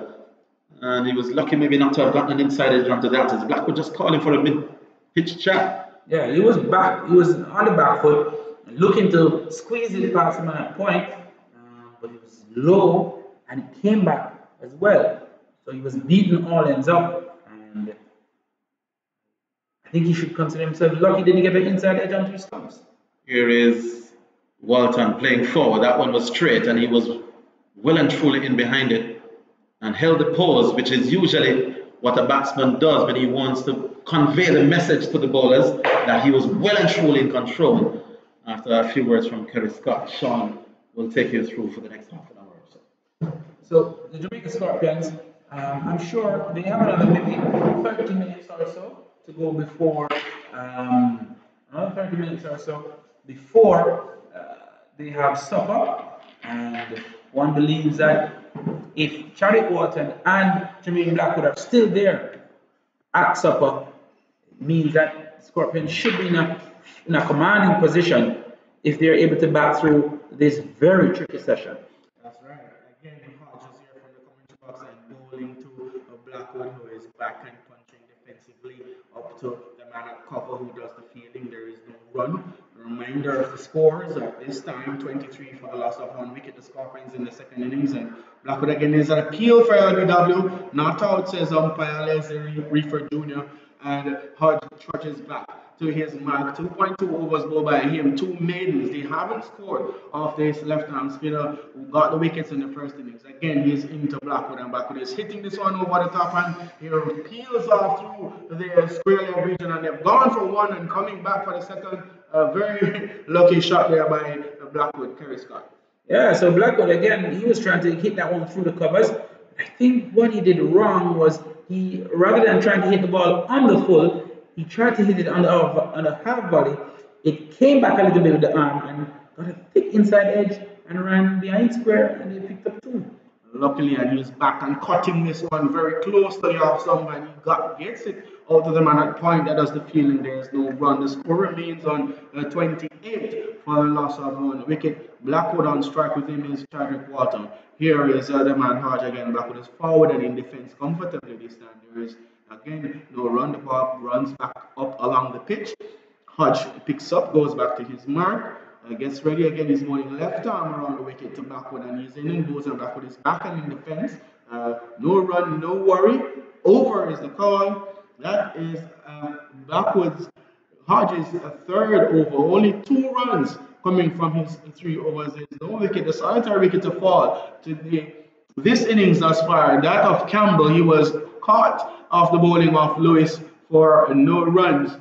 Very good batting so far by the Scorpions. The score doesn't say a lot, but they have certainly been out there for some time. Walton has been there for some 34 deliveries and Blackwood for 35. So they have somewhat consolidated, I guess, taking what the owners would say, they're taking the sheen off the pink ball and, settling in and trying to get somewhat of a score on board. The lead at the time of the start of the innings was 97 runs. Another 25 as an added to that, and the Scorpions certainly would be happy with what they have done so far. So both batsmen, they've been there now for close to an hour. Walton, 3 more minutes than Blackwood. He's been there 50 minutes. He was there at the start, and Blackwood, he's been there 47 minutes, 3 minutes outside of when they started. That's right, and Thomas now takes up the attack and he's into Walton, who pushes this one down to the man at Gully, who does the feeling there is no run. And Walton looking pretty comfortable off the back foot, Kerry. I think they should do more to keep Walton on the front foot, especially with bowling from this end of the park, which has proven to be the end where the Pacers have gotten the most assistance. Yeah, but again, as I said earlier, I don't believe that length that Thomas has bowled have been the real challenging length. It's bowled a little bit too short. That's true. He's in again, and Bolton Walton is leaving this delivery down the leg side as collected by the man there keeping Ambrose. Really good work there down the leg side, and Chadwick again lives to bat another delivery. He certainly will be looking to, with that in mind, that the supper will be coming up pretty soon in another half hour, 25 minutes. So Chadwick in no rush here, another full 2 days and a session of cricket to go, and you certainly look to try and score a big one in this, the second innings. He is again and is flashing on this one wide outside the Austin. I was begging to be hit into the Kingston Cricket Club stand, and he missed it completely. Chadwick, he rehearsed the stroke, and it's one would say what that ball was bowling to the area where his pet shot is. Yeah, I have no problem with that. I mean, that ball was short and wide. It was right there for the cut. I think Walton was just a little bit too cagey. He's generally looking to survive. He's not looking his usual dominant self. And sometimes when you're not in that kind of frame of mind to dominate the bowling, you will miss out on a few of those. That's right. And Thomas really was very lucky there. He's into bowl his third delivery, and Walton is back and not quite certain what was happening with this delivery. It was a ball that was ducking into the right hander. He looked to play straight with a straight bat and just got some bat on it and survived. The ball eked out into the outside, and there's again no run. His partner, Jermaine Blackwood, leaves his position down at the non-striker's end and walked to him to have a quick word to say, listen man, we need to bat out this time, so be careful. So Blackwood, he has been doing a lot of talking to Walton. One believes that maybe he has realized that Walton may be unsettled and he wants to keep him focused. Again, Thomas persevering, he's in and Walton is back and playing this one defensively. The ball seemed to have kept a bit low, and Walton was really in a position to conquer that delivery as he went back and solidly defended it right up the pitch. Again, there is no run. The score remains at 28 for the loss of 1, with Blackwood not out on 10 from 35 deliveries. He has been there for some 50 minutes. And Walton, he is on 9 from 39 deliveries. He's been there for 53 minutes. So the batsman really looking to bat pretty long this innings. Thomas, he turns at his mark and runs in now to bowl to Walton, and this delivery, Walton is leaving now alone outside the line of the off stump. The collection is done by wicketkeeper Ambrose. Over is called by umpire Christopher Taylor. Another baby is bowled. by the Volcanoes, and they would want to keep a lid on the scoring of the Scorpions. And I think that that may be the last over that we've seen from Josh Thomas. Don't believe it's very long before we see the introduction of Larry Edwards. Larry Edwards was one of the chief wicket takers in the last innings, both himself and Hodge. They got 6 wickets between them, and one believes that more than likely he will be the man replacing Thomas at the Michael Olding end. We now see what seems to be a bowling change at the southern end here at the commentary box. Edwards, it seems, is taking up the attack as fellow commentator Kerry Scott said just now. We thought the change would have come, but Hodge bowled well from the Michael Holding end, and Edwards bowled well from this end. So let's see what happens now. Edwards was in to bowl just now to Blackwood. However, Blackwood was not ready. There was some movement. There's a man that slipped a cover, a mid-off, an extra cover, a man down on the boundary, 2 men down on the boundary actually, long on and long off, a mid-wicket, a deep square leg, and a man at back pad. Here's Edwards in, and Blackwood is back and cutting this one to cover position, and not a good stroke there in my estimation, Kerry. Yeah, he gave himself a little bit too much room. Rather than trying to go outside the line of the leg stump, he could have gone outside the line of the off stump and pull it behind square. Again, he's back and cutting this one, which is a bit wide off the crease by Edward, who, was the pick of the bowlers in the first innings, and this one was again pushed straight to the man at point. Feeling change here made by Edwards. The man silly what was at short silly mid wicket region moves around to a very cute angle at gully. Looking to catch Blackwood, who is making room outside the line of the off stump. Again, here is Edwards in, and Blackwood is forward and in defense, and no run being scored. Accumulating a number of dot balls here, the Scorpions, and looking to just bat out time, not taking too many risks, and they have the time to do that. Edwards is back on the round wicket, left arm to Blackwood, and Blackwood is forward and in defense. The ball runs out to the onside, and the keeper does the fielding. There is no run. The score remains on 28 for the loss of 1 wicket. Edwards, ball in hand. He walks up past umpire Leslie Reef and is around the wicket and bowl, and this one is wide and pushed into the gap this time by Blackwood, who takes off for a single. Knee lifts by the fielder. Usain Bolt would be proud. However, he loses the race to the boundary. Blackwood scores a 4. A brilliant shot there. Gave himself some room. The ball was wide outside the off stump, and he took it with delight. So that ball was extremely short and slow. He gave Blackwood all the time in the world to try and maximize on it, which he did. He got right on top of it, and he cut it past the lonesome man in the covers. And he has added another 4 to his name. Right, that's good. And again, a very good stroke there by Blackwood. Edwards is in again, and this one is on. Back to normal on the line of the off stump, and Blackwood is forward, pushes out to cover. There's no run. He retakes his guard. However, over is called, and that was a good over for the Scorpions in the grand scheme of things. They haven't been scoring, so a boundary is very, very welcome. Lewis has got 4 overs thus far, 10 runs, 1 wicket. Thomas, 6 overs, 2 maidens, 7 runs, no wickets. Hodge, 3 overs, 2 maidens, 4 runs, no wicket, and Edwards a solitary over with just the 4 coming off it. And the not-out batsman at the crease is Chadwick Walton. Along with him is Jermaine Blackwood, who is sending his helmet back in as the 2 spinners are now operating. Seems to be Hodge and Edwards, who did the damage in the first innings, and at 29 for 1, we want to think that the Scorpions will look to press on up to stopper time, which is another 5 or 6 overs. So the spinners are on, the fielding adjustments have been made. There's a man at back pad, a slip, man at orthodox cover point, a catching cover who is almost on the pitch, very straight mid-on, long on and long off, and there is a man at the deep backward square boundary. Walton is now facing up to Hodge, who is bowling from the new end, the southern end, to George Headley stand. This one he pushed it off the mid-wicket region and is now back again, ready to face Hodge, who comes in and bowls this one to Chadwick, who is pushing it into the vacant mid-wicket region. They have gone off for one and sprinting away is Blackwood. Chadwick is no slouch as well. He comes and dips and gets 2 runs easily to be taking his score now into double figures. He is 11 from 42 deliveries. The score moves over into the 30s as well. 31 for the loss of 1. The Scorpions, as Chadwick asks that man to give his shoes lace one very good tie so that he can get his feet moving right. I imagine a very good going here by the Scorpions. They wouldn't want to lose a wicket before the break, as Chadwick was out in the first innings just before lunch. He wouldn't want to do that again. Here is Hodge, the ball to Chadwick, and he's forwarded in defense solidly.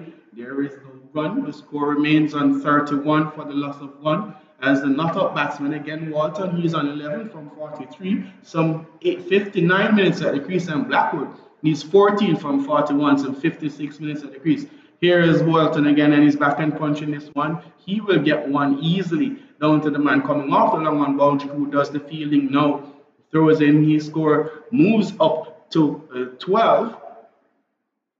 And the Scorpions, their score trickles over to 32 for the loss of 1 wicket. 4 deliveries thus far in this over. Chadwick Walton is very comfortable on the back foot, as you realized. Hodge to Blackwood, and Blackwood is driving this one. The man at there are 2 catchers right now, one at cover and one at a very straight and short middle position for Blackwood. Here is Hodge to Blackwood, and Blackwood is driving this one straight up along the pitch, and Chadwick has to take some evasive action as the ball was coming his direction. No harm done in the end. That's the call of over. Is 32 runs for the loss of 1 wicket, and over is called. What have you seen as far by the spinners not getting as much turn as Nikita Miller and Fabian Allen got when they bowl, and they're pretty similar with their bowling action. Well, the main difference between Nikita Miller and what we're seeing from Hodge and Edwards is that Nikita Miller, he bowled a little slow. He bowled a little bit slower on the pitch. Both Hodge and Edwards, they're bowling a little bit quicker. I don't believe that they're giving the ball enough air. They're not slowing it down enough so that it can spin. He's gone. Soft dismissal. That ball was pitched back of a length, and Chadwick Walton hit a very gentle catch to the man at short cover. And again, Walton goes just before a break. Very soft dismissal there from Chadwick Walton. And there was really nothing on the ball. However, he managed to hit it right back to that man who was catching him immediately. Again, as happened in the first innings, he is caught by Athenaeus, bowled by Edwards, 32 for 2, he goes for 12, and the umpires and players stroll off at the break, and Chadwick, having what seems to be a brain freeze, has been dismissed for 11 runs, and Footerden would be the man to come in next. However, we go off for supper, and we want to thank you for listening and be right back with you in another 20 minutes or so.